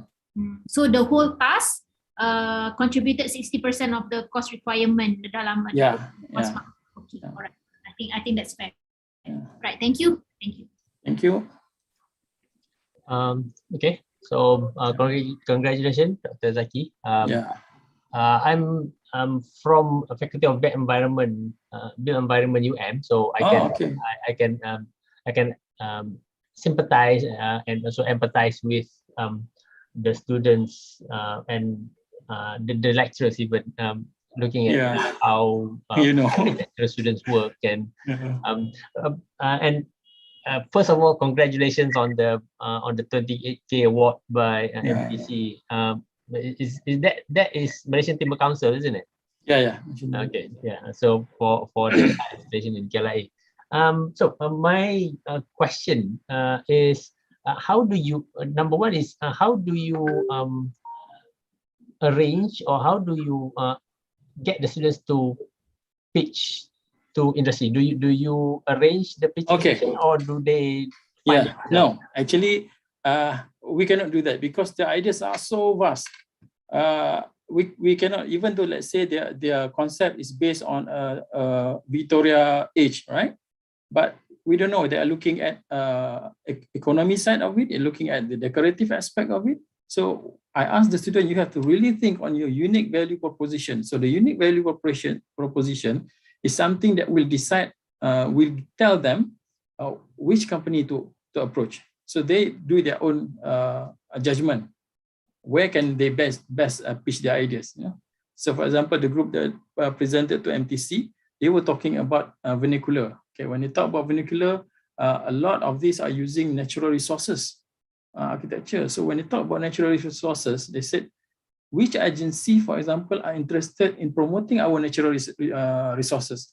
So they themselves realize, okay, Malaysian Timber Council is the agency that promote this. So why don't we approach them? So it comes from them. They have to judge and decide who are the best parties for them to approach. I just prepare them a general letter. Okay, it's up to you. You have to really use your own thinking and skill and identify who might be possible to give money for your ideas. Okay. Okay. Second question. Since it's not easy actually to get different departments on board to do this, because like here in UM we wanted to have a project so that architecture students can work with QS students, can work with engineering students to come up with a design, constructible design, isn't it, for and then use that as part of the learning. It's not easy. So how do you do that? Okay, it's a challenge. First of all, as you know that we are almost like two different worlds, macam itik dengan ayam bercakap. So the key is, first they have to share a passion, a sentiment. We could see that during the first few weeks when we talk about the philosophy and the concept, the engineers were a bit lost. They just want to see, okay, what should I build? Just tell me, okay. We said no. You have to engage in this discussion. You understand what are the ideas and the philosophy behind it, and then they start to become interested in the whole process. I think that is the key for future collaboration. You need to share the first vision with all parties, so then everybody will give their best to that vision. If we keep the traditional way of we focus on the vision, then passing them to other parties to execute, it will not happen. So that was an interesting aspect of our our project. So I hope that answers the question. Yes, thank you very much. Yeah. Another question from me. I think it's a great innovation and good involvement in getting the students to be empowered to drive their ideas. So congratulations, Doctor. Thank you. Terima kasih Profesor Madya, Profesor Madya, Dr. Muhammad Fakri Zaki Jaafar daripada Fakulti Reka Bentuk dan Seni Bina. Teman-teman, terima kasih semua. Pertandingan Amalan Inovasi Terbaik Pengajaran Pembelajaran antara Fakulti, Sekolah, Pusat Pengajian UPM akan berhenti rehat seketika dan kita akan sambung pada jam 2:30 petang.